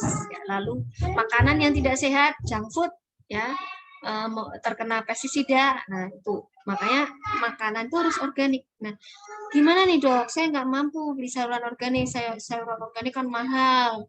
Belinya juga harus di supermarket gitu ya. Mau ke supermarket PPKM Dok. Iya, makanya kalau nggak bisa nanam sendiri, cari cara supaya sayuran itu bersih dari pestisida. Caranya bagaimana? Bisa dengan merendamnya dengan baking soda atau merendamnya dengan cairan probiotik yang bisa kita bikin sendiri dari sampah. Ya, namanya ekoenzim. Ya. Baking soda itu murah, 1 kilo, mungkin 12.000 ya, tapi cari yang grade ya. Ekoenzim bisa bikin sendiri ya. Ekoenzim bisa bikin sendiri. Pakai gula, pakai sampah ya, pakai air. Kan mudah. Ya. Nah, lalu xenobiotik ini bisa dari obat kita ya. Kalau kita misalnya konsumsi antibiotik, konsumsi anti diabetes, terus konsumsi misalnya obat hormon gitu ya. Kemudian dari pestisida tadi ya, kemudian dari misalnya pencemaran lingkungan lah ya. Nah, lalu higien sanitasi, hati-hati ya, higien sanitasi. Kalau yang parno tuh ya, dia pergi ke restoran aja semprot-semprot. Disemprot semua mejanya, disemprot kursinya, di situ tangannya gitu ya. Jangan terlalu parno ya. Perhatikan tadi, kalau mau bikin sendiri, bisa bikin sendiri dari ekoenzim itu bisa jadi cairan antiseptik ya. Yang aman untuk ekosistem kita gitu ya. Nah, kemudian genetik ya, genetik. Nah, tapi tidak semua orang punya bakat genetik ya. Ada orang yang nggak bisa bikin antibodi. Ada orang yang tidak bisa, tubuhnya itu meminta tolong kalau ada infeksi. Kalau ada infeksi, tubuh kita itu selnya bisa minta tolong ya. Kemudian dia bisa memproduksi antibakteri ya. Tapi ada orang yang nggak bisa bikin antibakteri gitu ya. Nah, orang-orang seperti ini harus tahu diri. Ya berarti kalau masa-masa pandemi gini ya inilah, hati-hati, terutama kalau orang yang gampang sakit-sakitan. Nggak usah terlalu sering keluar-keluar gitu ya, seperlunya ya. Kemudian ya mengobati diri dengan yang alami-alami ya, yang pola hidup yang sehat, atau kalau mau pakai dendritic cell tadi, dendritic cell yang ditemukan oleh para peneliti Indonesia, itu salah satunya oleh Dr. Terawan itu misalnya, itu salah satu cara untuk mengatasi orang-orang yang punya kelainan genetik ya gitu. Nah, lalu apa dampaknya? Jadi dampaknya kalau ada ketidakseimbangan ini bukan hanya COVID ya, kita bisa kena penyakit-penyakit seperti ini ya, banyak sekali gitu ya. Nah, virus corona itu sebetulnya bukan hal baru ya, sudah lama nah, dan yang menakut-nakutkan itu banyak, bukan hanya SARS-CoV-2 ya. Ini pertama kali dideteksi pada ayam ya, pada unggas ya. Nah, kemudian genusnya banyak sekali, grupnya banyak sekali gitu ya. Yang ini tuh juga mengerikan, ini juga bisa menimbulkan sesak napas semua ya. Tapi sekarang dikenal sebagai flu-like syndrome. Ya, flu-like syndrome gejalanya mirip lah dengan SARS-CoV ini ya. Nah, ada 26 spesies gitu ya. Nah, apa itu COVID? COVID itu gejalanya ada reaksi hipersensitivitas, ya gangguan metabol. Tapi ini COVID yang berat ya. Sebagian besar COVID itu ringan. Ya, ya ada mutasi-mutasi ya. Tapi yang namanya mutasi itu secara historis ya, secara sejarah itu biasanya bukan cenderung ganas ya, dia cenderung lemah. Yang ganas itu bukan virusnya, tapi yang ganas itu perilaku kita ya. Maka kalau kita sakit itu jangan suka nyalain virus deh ya. Mungkin karena perilaku kita yang ganas tadi, makan sukanya ganas ya, semua dimakan ya, nggak tidur ya, nggak olahraga, kemudian lingkungannya kotor, nggak mau bersih-bersih, malas ya. Ya jelas, berarti yang ganas siapa ini? Yang ganas kita. Maka jangan nyalahin orang lain kalau kita sakit. Jangan nyalahin kita. Salahkan diri kita sendiri. Nah, rata-rata orang yang berat sakitnya itu terjadi karena yang namanya akut hypersensitivity pneumonitis. Ini bukan karena virus. Ini hanya virusnya itu hanya ibaratnya memicu, ibarat debu. Debu memicu orang yang sakit asma menjadi sesak. Tapi orang yang normal jadi sesak enggak? Enggak, ya kan? Tungau itu tahu tungau. Tungau itu ada pada bantal, pada kasur gitu ya. Tungau kalau orang yang enggak punya alergi sama tungau kira-kira apa yang terjadi? Ya biasa-biasa aja gitu ya. Kalau orang yang punya alergi tungau ya bisa jadi sesak. Nah, seperti itu ya. Nah, ini gambaran otopsi kalau kita lihat apa yang terjadi. Nah, ini bukti-buktinya menunjukkan bahwa ini tuh bukan karena virus langsung merusak sel ya, ganasnya virus, tapi karena apa? Tubuh kita yang ganas, tubuh kita yang dia nggak seimbang, terlalu hipersensitif lah ibaratnya ibu-ibu itu baperan gitu ya. Ibu-ibu kalau baperan, suami baru telepon sedikit saja udah telepon siapa itu? HP-nya diambil dibanting gitu. Itu kalau baperan ya. Nah, kalau kita nggak baperan ya nggak apa-apa. Batuk pilek biasa, makanya disebut flu-like syndrome. Tapi bukan berarti flu-like syndrome ini harus kita abaikan ya. Kalau baru flu ya minum anget-anget, minum vitamin, makan yang sehat, tidur yang cukup. Insya Allah 3-4 hari sembuh. ya. Yang harus kita waspadai adalah bila lebih dari 3 hari sampai 4 hari nggak sembuh-sembuh. Berarti kemungkinan kita punya hipersensitivitas itu atau punya komorbid yang lain gitu ya, atau yang namanya imunosupresif ya, imunokompromis namanya. Seperti orang AIDS itu imunokompromis, dia jamur yang normalnya di orang nggak menyebabkan penyakit aja dia bisa kena jamur, tubuhnya berjamur gitu ya. Ibarat apa namanya? Ibarat besi mudah berkarat gitu ya kalau orang kena AIDS gitu. Nah, jadi kita kenali diri kita ini, kita perilaku bagaimana sih, ganas nggak sih kita itu ya, hipersensitif nggak sih kita, baperan nggak sih kita, ya sama virus baperan nggak kita, sama suami jangan baperan deh ya. Nah, jadi begini, ini sudah terbukti di beberapa studi otopsi ya. Dan mirip sekali dengan SARS-CoV-1. Kenapa saya ambilkan gambar dari SARS-CoV-1? Ya, bukan karena saya salah, saya hanya ingin menunjukkan bahwa ini mirip sekali dengan SARS-CoV-1. SARS-CoV-1 tahun berapa? 2004 ya, dan saat itu alhamdulillah menghilang dengan sendirinya ya. Nah, ini ternyata bukti-bukti bahwa kita kekurangan Bifidobacterium lactobacillus ya, ini Eubacterium, kelebihan Corynebacterium, Actinobacteria, Ruthenibacterium, dan Firmicutes. Jadi orang-orang yang mati di Wuhan dulu itu, ketika diotopsi itu ternyata dia ada gangguan pada ususnya. Nah, maka kalau kita nggak ingin mati seperti itu, ya perbaiki usus kita. Jangan sampai kekurangan tadi apa? Bifidobacterium dan Lactobacillus. Ya. Nah, kalau ini mekanismenya ya. Mekanismenya jadi kalau kita mengalami kerusakan usus tadi, yang akan terjadi apa? Terjadi badai sitokin dalam tubuh kita ya. Kalau ditelusuri pembuluh darahnya, karena kalau usus bocor itu dia akan toksin yang ada dalam lubang usus akan masuk ke dalam pembuluh darah, mengakibatkan yang namanya badai sitokin dan kerusakan pembuluh darah yang menyebabkan darah mudah membeku ya.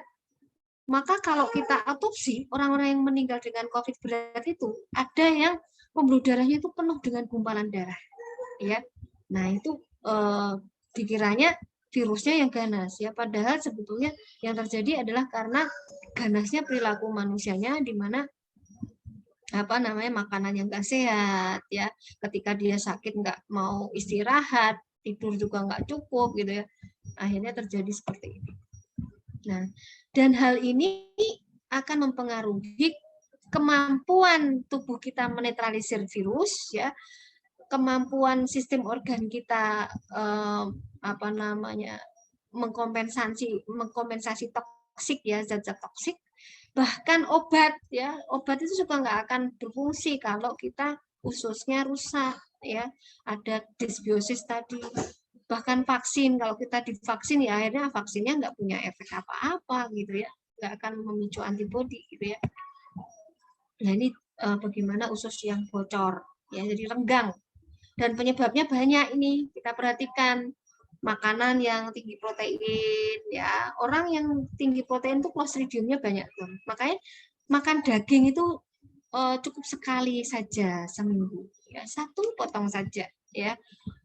Telur juga begitu, asal telurnya dimasak baik sebetulnya enggak apa-apa sih, telurnya ayam kampung juga enggak apa-apa gitu ya. Kalau telur yang horen itu karena kadang telur horen itu kan peternakannya menggunakan banyak yang kita tidak tahu gitu ya, ada campuran antibiotik yang mungkin diberikan pada ayam misalnya. Nah, itu bisa memicu alergi juga kalau kita punya leaky gut ya. Lalu orang-orang yang hamil, mengapa ibu hamil juga harus hati-hati ya dengan karena pada orang hamil itu semakin tua kehamilannya, dia cenderung ekosistemnya akan menurun. Maka orang hamil itu harusnya mengkonsumsi suplemen yang kaya dengan prebiotik dan probiotik. Lalu enzim yang berkurang dalam tubuh kita ya, maka kita konsumsi makanan yang kaya enzim ya. Makanan yang masih segar, belum kena api atau dimasak dengan hanya ditumis gitu ya. salad, buah, ya, atau makanan fungsional yang mengandung enzim, ya. Antibiotik, infeksi, manis-manis, makanan yang manis-manis kurangi deh, ya, atau ganti gula dengan yang sehat, ya. Kalau seperti saya mengkonsumsi gula itu ada gula aren, ya, gula apa Jawa, kemudian gula singkong, ya, stevia itu bisa juga, madu, ya, itu lebih baik, dan nggak usah terlalu banyak lah minum yang manis-manis atau makan yang manis-manis. Dan hati-hati antibodi itu tidak selalu melindungi, ya. Antibodi kebanyakan kalau nggak turun-turun tinggi terus, ya, juga berbahaya, bisa menimbulkan yang namanya penyakit amiloidosis. Jadi kalau misalnya kita punya antibodi yang tinggi, misalnya IgE tinggi, kemudian IgG kita tinggi, gitu ya, kita juga harus berpikir kenapa ya, ada yang salah nggak dalam tubuh kita ya, apa nih yang memicu gitu ya, karena IgG yang tinggi terus menerus ya, itu bisa menyebabkan penyakit yang namanya amiloidosis dan autoimun ya. Nah, ini gejalanya. Jadi kalau ada gejala gini ya cepat obati, istirahat ya, seperti kalau kita kena tipes itu ya, makanannya juga dijaga gitu ya, karena sekarang kecenderungannya seperti tipes ya, seperti tipes. Nah, komplikasi itu bisa terjadi kalau terjadi disbiosis ya. Kenapa? Karena dengan adanya disbiosis tadi meningkatkan racun-racun yang namanya trimetilamin. Ya, trimetilamin itu banyak pada daging-dagingan, kemudian ikan laut biasanya ya, ikan laut. Gitu, maka kita harus hati-hati dengan itu. Nah, ini pendekatan-pendekatan teori ya. Nah, ini ada tokoh-tokoh kedokteran yang mempengaruhi ya. Kalau teori germ sel itu, germ disease itu dari Louis Pasteur ya. Kemudian kalau Anthony Brigham itu menganggapnya kalau sakit itu bukan dari faktor virus saja atau bakteri saja, yang lebih besar adalah faktor kita. Maka yang kita harus lakukan sekarang adalah bagaimana membuat kalau akuarium airnya itu bersih ya. Kalau airnya bersih ya ikan nggak akan sakit gitu ya. Nah, kalau menurut Louis Pasteur apa? Ya kalau ada infeksi itu penyebabnya selalu karena bakteri dan virus, maka orang yang terkena infeksi diisolasi ya, diisolasi, diambil, dikarantina begitu ya. Dan akhirnya apa kira-kira kalau seperti ini? Kalau pendekatannya hanya seperti ini, apa yang hasil? Ikannya kira-kira mati nggak? Ya kalau isolasinya dipindah ke kolam yang bersih nggak masalah ya, pasti akan hidup. Tapi kalau ikannya dipindahnya ke lingkungan yang jelek juga, misalnya bukan habitatnya dia gitu ya, stres nggak kira-kira? Stres dong, mati dong, nggak bisa napas ya gitu. Maka kita gabungkan aja dua teori ini ya, kita gabungkan, namanya germ-terroir duality theory ya. Bolehlah yang sakit kita pisahkan dari yang sehat, tapi jangan sampai kita isolasi yang kita jadi mengintimidasi dia, menjadi kita nggak memperhatikan kebutuhannya. Masa orang sakit disuruh ngambil makannya sendiri, kan nggak mungkin ya. Harus ada yang melayani dia, harus ada yang menghibur dia, ya kan? Dokter zaman dulu menghadapi penyakit apapun seperti TBC bahkan, mana ada terus makanan hanya ditaruh aja terus dia suruh ngambil sendiri gitu. Pasti ada petugas yang memberikan obat rutin dengan kasih sayang ya, bahkan keluarga boleh menunggui gitu ya. Itu adalah bentuk yang menyebabkan akhirnya orang sakit itu merasa tenang.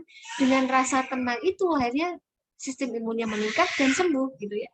Jadi kebijakan-kebijakan isolasi itu seharusnya memanusiakan manusia seperti itu gitu ya. Jadi kalau kita di rumah ada yang sakit, jangan terus dia disuruh tinggal di lantai atas terus apa-apa suruh ngambil sendiri, suruh makan sendiri, masak sendiri, karena kita saking takutnya sama virus ya.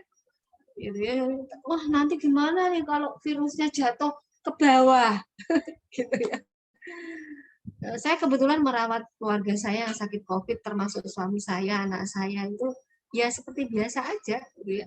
Kita kalau ngelawat orang sakit TBC, orang sakit lepra juga begitu gitu kan, nggak usah takut. Apa namanya, yang sederhana bisa konjungtivitis gitu ya, radang pada mata itu ya, megangi membersihkan mata yang konjungtivitis, asal kita bisa cuci tangan, habis itu juga hidup kita terjaga ekosistemnya, insya Allah kita nggak akan keluar. Ya. Nah, lalu, ini kita juga harus menjaga diri dari apa namanya karsinogen tadi ya. Jadi polusi. Jadi kita harus menjaga lingkungan kita dengan apa lingkungan yang hijau ya. Yes. Maka sakit itu sebenarnya karena apa? Kita yang dolim. Maka kalau kita sakit tuntunannya bukan nyalain orang lain, salahin diri kita sendiri ya. Dalam Islam tuh kalau orang sakit disuruh banyak tobat, banyak sedekah gitu ya. Istighfar, astagfirullah yang banyak ya. Terus minta doa orang lain yang banyak, bersedekah. Bukannya malah, oh kemarin saya gara-gara kesini nih, saya ketemu sama orang itu, dia batuk, nggak pakai masker. Gitu ya. Oh karena virus ini dari India, orang India itu berarti yang salah. Malah rasis dong kita ya. Orang Cina, dari Cina, dari Wuhan. Makanya orang Cina nggak boleh masuk. Gitu ya. Sama orang Cina terus, dulu pernah di San Francisco itu ya, karena gara-gara tikus pembawa bakteri Yersinia pestis itu di San Francisco itu ditemukan pada pekerja buruh dari Cina, kemudian orang itu tinggal di Chinatown. Wah, Chinatown itu sama pemerintah pada saat itu benar-benar dibersihkan, terus kebijakannya rasis gitu ya. Nah, maka hal ini tidak perlu sebetulnya, karena nggak ada kaitannya dengan ras sebetulnya. Ini bisa menyerang ras apapun gitu ya. Hanya pola makan, pola hidup tadi yang harus kita perhatikan ya. Nah, ini jadi menjaga keseimbangan, kemudian rokok ya, hati-hati dengan rokok ya. Rokok itu benar-benar 4.500 zat kimia ada di dalamnya. Maka berhenti merokok ya kalau bisa ya, kecuali kalau mau pakai tembakau yang kita yakin tembakonya itu nggak tercemari oleh merkuri. Kenapa? Tembakau itu adalah tumbuhan yang rentan menjadi tempat mengendapnya merkuri ya. Kalau pertaniannya itu pakai pestisida, pakai merkuri, kita mau pakai rokok tinggi tahu enggak, linting dewe, ya tetap aja rokok itu mengandung zat kimia ya. Maka kalau mau rokok pastikan tembakonya organik ya, linting dewe gitu ya, biar nggak kena bahaya dari asap rokok ya. Nah, lalu pertanian, peternakan, sumber air, pengolahan makanan harus kita usahakan dia tidak terkena zat-zat yang merusak sistem tubuh kita. Makanan yang sehat ya, jangan jajan-jajan, masak sendirilah. Nah, ini saya percepat aja deh, jam segini nanti nggak ada tanya jawab.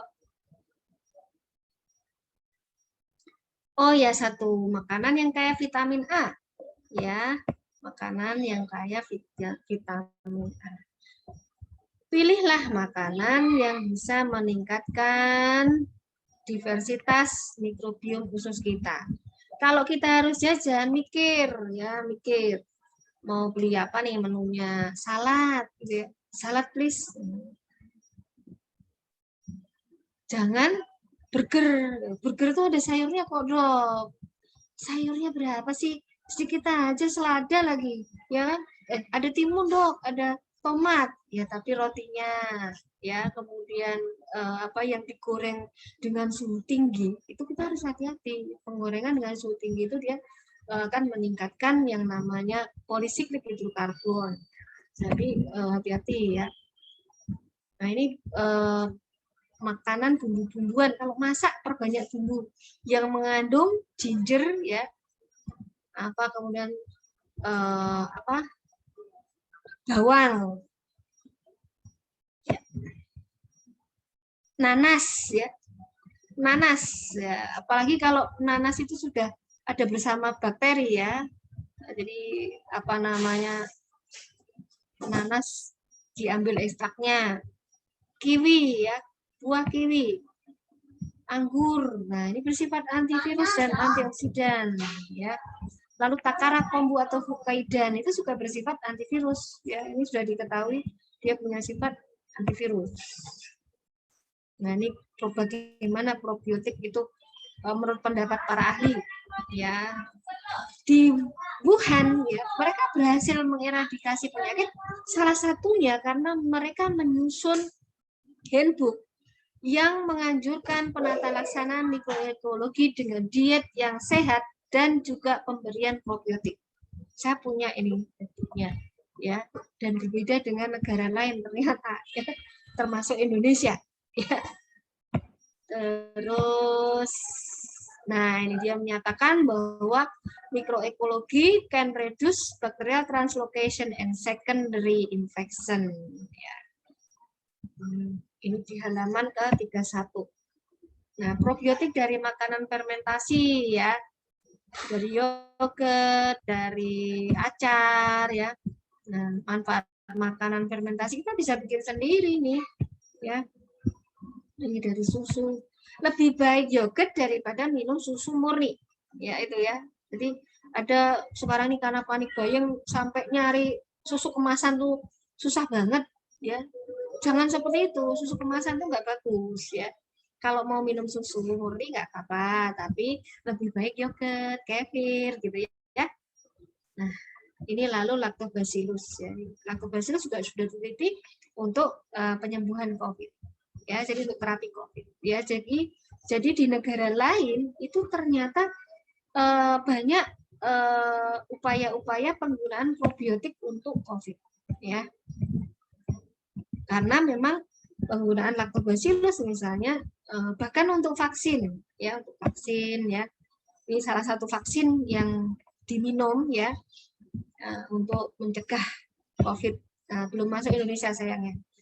Nah, lalu di Pakistan itu menggunakan herbal ya, Taiba University ya. Nah, ini kalau sesak kita bisa nebulizer dengan minyak esensial yang mengandung minyak-minyakan dan jeruk ya, jeruk. Nah, pada anak-anak bisa diterapkan ini ya. Lalu minum jus jeruk ya, tiap kita makan, tapi jus jeruk yang asli ya. Untuk sumber vitamin. Nah, ini nanas tadi sudah, kiwi kok balik ya. Nah, ini tadi bedanya probiotik, parabiotik, dan lain-lain. Ya, mungkin itu aja deh Pak Angga. Kalau ada yang mau bertanya. Oke, Dok. Mungkin teman-teman yang tanya bisa langsung ditanya.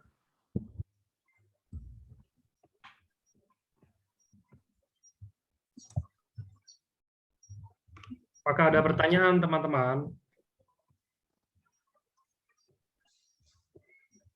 Atau yang udah dijelasin, udah sampai orang nggak bisa nanya, saking jelasnya mungkin. Sudah komplit ya. Mohon maaf ini gangguannya banyak tadi. Nggak masalah, nggak apa-apa. Kan namanya Zoom ya, maksudnya digital ya. Emang kalau udah gangguan, ya justru kalau nggak ada gangguan, serunya di mana, Dok? Iya. Kan? Ini ada yang tanya nih Pak Angga, probiotik juga bagus untuk jantung. Ya. Ya. Saya mau nampilin. Bentar ya. Pas banget nih dari pertanyaannya dari Baby Aska. Saya lagi bikin konten buat besok. Baiknya probiotik untuk kolesterol. Ada penelitiannya yang saya lupa deh dari mana. Pokoknya dia ada meneliti dari 120 orang kalau nggak salah. Dia 11%, 11,6%-nya itu membaik karena probiotik. Di saat yang sisanya kan sebagian sisanya cuma dikasih placebo aja, jadinya normal. Jadi begini, tadi salah satu yang menyebabkan terjadi komplikasi kardiovaskuler pada COVID misalnya, itu adalah karena jejas pada vaskuler ya, pada pembuluh darah ya, dan itu akan mengalami jantung ya. Nah, pada orang yang sakit jantung carilah suplemen, bisa itu makanan fungsional, bisa atau makanan lah ya, yang mengandung probiotik, kemudian mengandung tadi yang dia bersifat mengencerkan darah ya. Misalnya kalau yang kita punya apa Pak Angga? Subarasi dong. Subarasi itu free flow ya, ada free flow-nya ya. Kemudian untuk regenerasi ya, ada marine peptide ya, Pak ya. Kemudian ada kolagen, ya ada enzim. Sama yang satunya Pak Angga, apa Pak Angga? Yang di produk apa nih? Kucukusi. Kucukusi ada probiotik juga, ada Ya. resveratrol juga, banyak sebenarnya, banyak kayak kalau kata Pak Ernest ya dok, ini bahan-bahan itu kalau yang dari Subarasi dan Utsukushi ini aneh karena bahannya itu justru sebenarnya kalau mau dibilang mahal, mahalan yang Utsukushi, tapi dijualnya lebih murahan Utsukushi kan. Lebih murah 100.000. Karena lebih ekstraknya lebih banyak ya. Ya, lebih ya, kompleks. Ekstraknya lebih banyak. Ya, ada apa namanya? Kiwi seed, ada resveratrol tadi, takara kombu, nanas ya. Jadi sebetulnya itu makanan, jadi nggak usah takut ya.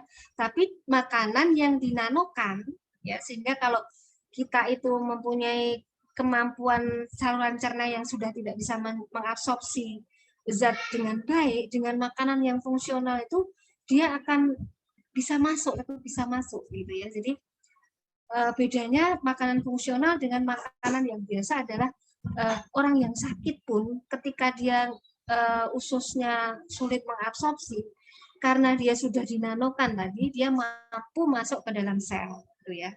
Maka apa itu disebut makanan fungsional? Karena dia segera bisa dimanfaatkan oleh sel tanpa perlu di apa namanya? Melewati proses tahapan pencernaan ya, gitu. Pencernaan begitu ya, jadi tidak perlu garis bawah itu. melalui pencernaan gitu. Kalau nanas kan kita harus kunyah dulu, harus kalau nanas buahnya ya. Kalau orang sakit kadang kan sesek gitu nggak bisa ya, ngunyah aja nggak bisa. Maka carilah makanan yang tidak perlu ngunyah gitu ya. Itu harus digarisbawahi ya teman-teman. Itu penjelasan yang menjawab pertanyaan yang sudah lama tidak terjawab. Kenapa sih kok Subarasi, Utsukushi gitu dibilangnya makanan? Ya karena kan emang makanan satu. Cuman kenapa? Apa bedanya dia dengan kayak let's say kita bilang kayak salad atau kayak apa yogurt yang kita minum, apa bedanya apa? Nah, kalau di makanan fungsional ini, kayak yang tadi Dokter Susi bilang, itu udah dinanokan ya ukurannya tuh udah dikecil banget. Jadi itulah alasannya kenapa yang kayak tadi dibilang juga kayak orang sakit, kita semua pasti pernah sakit lah ya, teman-teman setuju lah ya. Kita pernah sakit, kita pernah ngerasain nggak nafsu makan, ya kan, mau makanan apaan aja tuh kayak nggak bisa ngunyah karena nggak bisa keserap dengan baik juga apa. Nah ini fungsinya dari makanan kita ya itulah karena emang udah sangat mudah untuk diserap tubuh, jadi nutrisinya juga tetap baik gitu loh. Ya. Nah, ini ada pertanyaan ini tentang IBD tadi ya. Jadi begini, Utsukushi itu adalah makanan fungsional ya. Jadi sifatnya juga sebagai tambahan ya. Jadi kalau misalnya kita makanannya kurang sehat, pola hidupnya kurang sehat, itu harus diperbaiki juga. Jadi jangan berpikir hanya dengan ini maka bisa sembuh gitu ya. Tidak. Jadi harus ada evaluasi makanan kita, pola hidup kita gitu ya. Nah, itu dikoreksi, mengurangi pencetus tadi ya.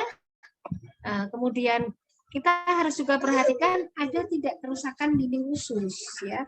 Kalau ada kerusakan dinding usus, tambahi kolagen dan marine peptide yang dia meningkatkan kerekatan usus itu. Ya, contohnya Subarasi kan, maka satu paket sebenarnya kalau penyakitnya seperti IBD itu ya.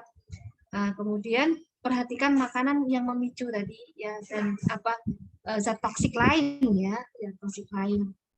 Jadi makanan yang memicu contohnya apa? Gluten ya, kurangi makanan tinggi protein gitu ya. Perbanyak makanan-makanan yang meningkatkan perkembangan bakteri baik dalam tubuh kita gitu ya. Contohnya tadi seperti inulin. Inulin itu ada banyak pada serat pangan apa? Contohnya ubi ungu ya, labu kuning, labu madu ya. Kemudian kurangi yang bergluten ya, gandum-ganduman, roti-roti manis, kurangi gula gitu ya. Dan jangan mengkonsumsi suplemen yang tinggi besi ya, susu juga, susu itu jangan ya kalau punya IBD ya.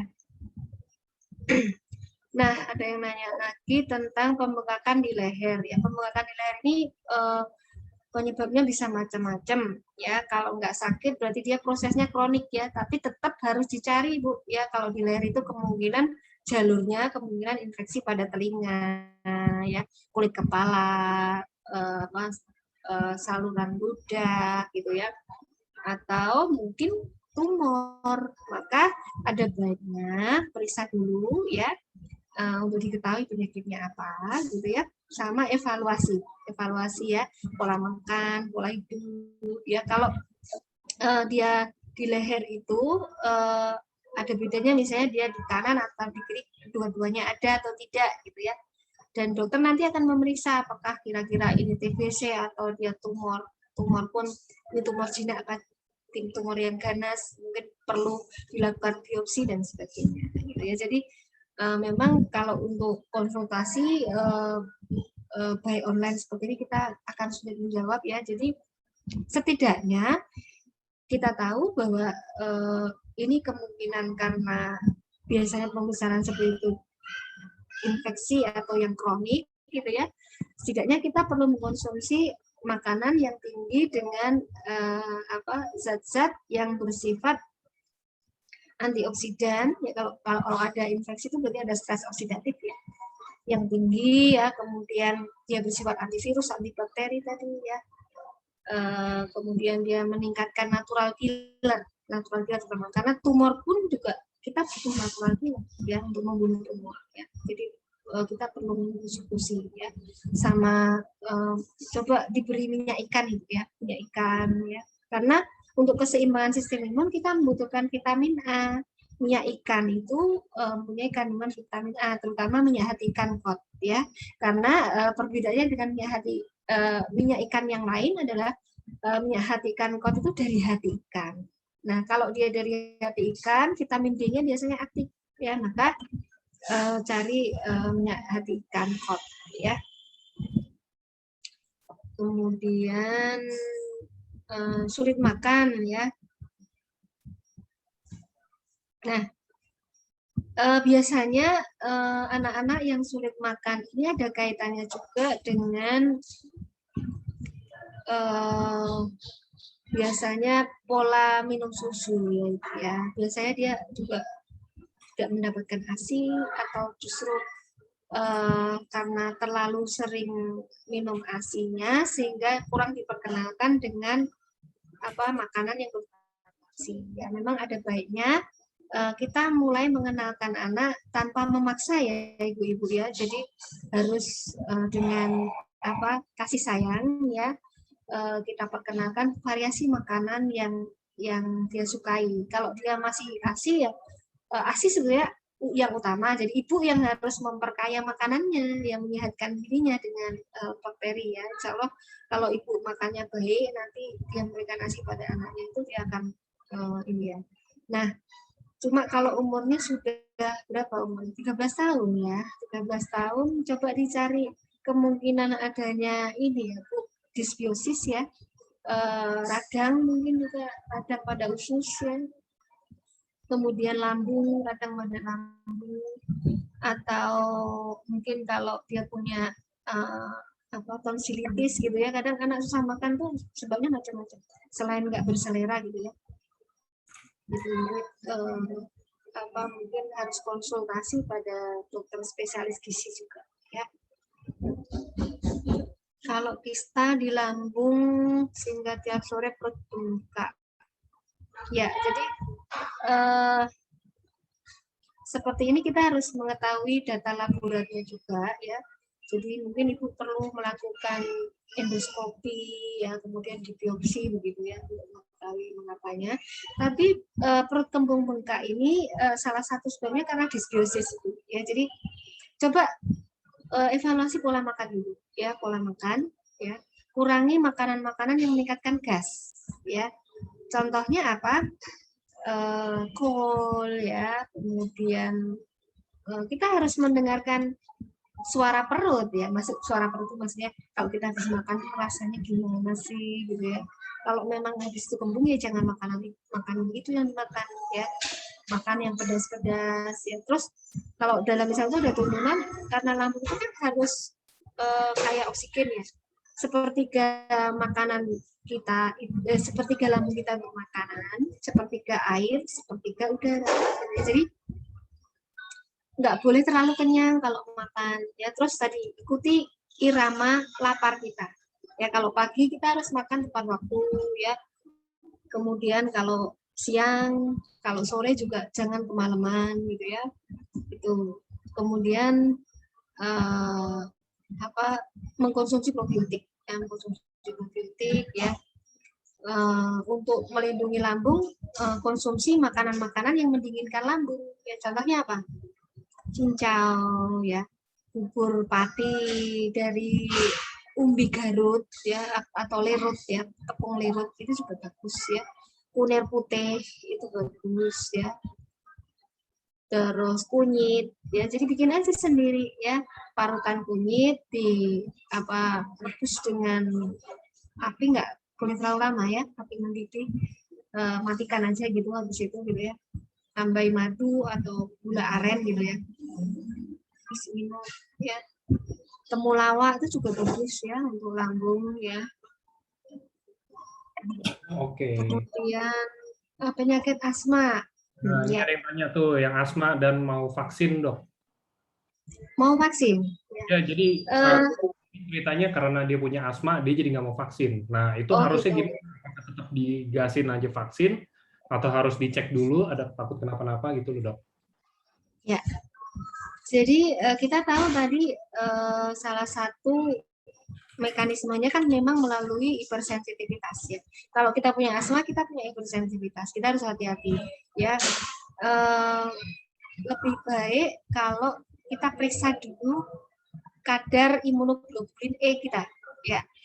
Nah, dengan itu kita mohon pemeriksaan dokter ya, kalau misalnya harus ditunda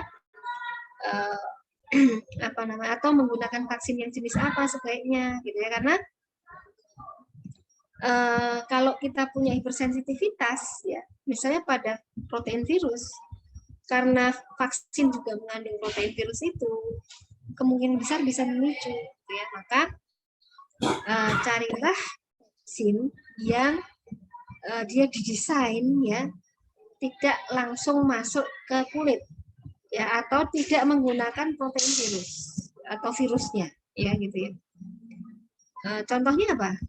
Contohnya vaksin Nusantara ya, lalu ada vaksin dari probiotik tadi. Sayangnya vaksin probiotik itu dia belum masuk ke Indonesia ya, baru uji fase 2 ya. Kemudian kalau vaksin Nusantara juga sekarang masih uji fase 3. Nah, lebih baik memang konsultasi ya kalau perlu diminta penundaan ya. Kemudian ya perbaiki tubuh kita ya, menjaga diri kita dengan selainnya ya, dengan alternatif yang lainnya ya, dengan tadi makanan yang sehat ya, makanan yang mengandung prebiotik dan probiotik, makanan fungsional gitu ya. Gitu. Jadi tetap, karena vaksin itu saat ini diketahui ya, dia bukan satu-satunya cara yang efektif ya. Dan belum ada vaksin yang diketahui 100% efektif mencegah penyakit ini ya. Kalaupun kita divaksin, masih ada kemungkinan kita terkena dan masih mungkin jadi berat ya, kalau kita punya risiko menjadi berat ya. Maka jangan mengandalkan hanya vaksin. Kalau kita sudah vaksin pun nggak boleh terus merasa diri terlindungi, terus sembarangan, itu nggak boleh. Ya, jadi karena memang vaksin ini adalah produk yang masih dalam pengembangan, dan pengembangan pun dipercepat sekarang ini ya, vaksin COVID itu ya, karena idealnya vaksin itu pengembangannya 15 tahun, ya, 15 tahun. Ini kita percepat semua, ya, maka hati-hati sekali ya kalau kita punya hipersensitivitas, punya IgE gitu ya. Dan sebetulnya diperbolehkan, jangan takut ya, asal kita menemukan dokter yang mau memberi surat keterangan, itu insya Allah itu sudah jadi syarat yang, misalnya syarat perjalanan harus menggunakan sertifikat vaksin, itu kita tunjukkan aja surat ketidaklayakan gitu ya. Oke. Karena tidak semua orang layak divaksin ya. Ya. Oke. Oke. Oke, Dok, kayaknya udah jam 5 juga. Teman-teman mungkin yang pertanyaannya belum terjawab bisa mungkin dijawab, atau kalau yang bisa ini tanya, kan banyak, kita ada Dokter Luigi dan lain-lainnya juga yang siap menjawab, atau Dokter Susi mungkin kalau ada yang kenal langsung bisa langsung tanya juga ke dokter ya, Dok ya. Kalau Ya, yang memang boleh. Saya baru nggak sibuk ya. Nah, Saya tuh kebetulan baru sibuk, malah nggak kemarin gitu ya. Jadi sempat drop juga karena kurang tidur sama stres ya, karena tiap malam harus ini ngasih tugas paling lambat jam 12 malam. Oke. Ya. Terima kasih, Dok. Ilmunya tuh, Ya. thank you ilmunya, thank you sharingnya, Dok. Iya, sama-sama. Oke, thank you juga buat teman-teman semua yang sehat ya. Sehat-sehat semuanya, jangan sakit. Karena balik lagi, kalau lagi berjuang, apalagi 7 hari lagi kan, buat teman-teman yang mau achieve ranking atau apa, nah masih ada 7 hari lagi. Kalau sakit kan nggak lucu, makanya kalau bisa didabelin lagi Subarasi dan Utsukusinya biar sehat ya, Dok ya. Ya, ini ada satu pertanyaan penting nih, sakit ginjal ya. Oh ya, hati-hati ya. Jadi kalau sakit ginjal itu kadang gini, kok pakai Suba sama Utsu, tetap harus dilihat fungsi ginjal ya, dan lihat daftar obat yang kita pakai. Dan karena kadang kalau kita pakai obat jangka panjang itu ya, mungkin obat itu punya efek samping ginjal, itu harus dihentikan, konsultasi ke dokter, karena Utsukusi dan Subarasi itu sifatnya membantu. Kalau ada pencetus yang lain, ya otomatis kalau itu masih dikonsumsi, ya dampaknya tidak akan berperan, ya tidak akan membantu gitu. Maka harus ada evaluasi obatnya. Ya. Tetap harus konsultasi ke dokter dulu ya, teman-teman. Maksudnya ya ini itu makanan ya. Cuman kadang-kadang kan contoh ada beberapa kondisi yang mungkin emang udah harusnya obat aja karena kita lagi di rumah sakit. Tapi kita nggak boleh tambahin yang lain mungkin gitu kan, walaupun kita makanan dan kita nutrisi dan kita alami juga, tapi kan kita nggak tahu apa kata dokter, karena kan hidupnya pasien itu kan sebenarnya di dokter, bukannya di kayak produk kita atau apa kayak begitu, tetap di dokter yang megang gitu loh. Jadi tetap harus semuanya kalau bisa bukan ada izinnya juga sih ya, kalau bisa semuanya kita harus tahu dulu secara jelas deh, maksudnya gitu loh. Bukan karena kita ini Subarasi dan Utsukusi obat, terus takut nabrak obatnya. Enggak lah, itu enggak ada. Lagi itu juga ada ini, mama saya kebetulan kan almarhum, emang lagi itu kena ginjal juga, dan udah dikasih Subarasi dan Utsukusi juga, dokternya tahu dong, maksudnya dokternya, oh ini AFC ya katanya, oh iya bagus, minum aja katanya, sampai kayak begitu loh maksudnya. Cuman ya emang, kebetulan udah dikasihnya itu saya telat juga kan, lagi itu emang udah tinggal berapa persen doang, sisanya tinggal 3 atau 7% gitu, nah emang udah nggak tolong.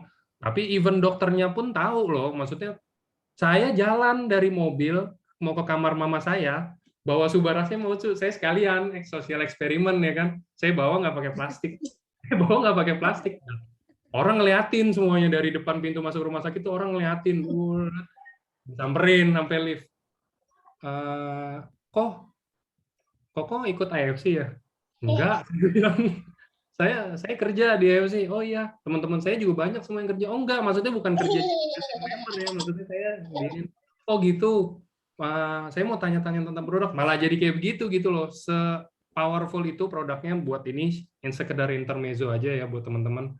Se-powerful itu, jadi kalau bisa ya kita gunain yang sebaik-baiknya sesuai dengan yang tadi juga sharing dari dokter Susi juga bagus kan, maksudnya ada beberapa yang bisa di outline teman-teman, kayak ini kita makanan, jadi juga nggak salah jelasin ke orang, takutnya kita ikut kayak begini, kita ikut sama dokter Susi nih gitu.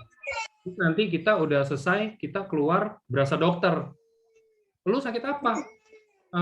Asam lambung. Oke, konsumsi ini segini, segini, segini, segini. Nah, itu bahaya. Itu begitu kan.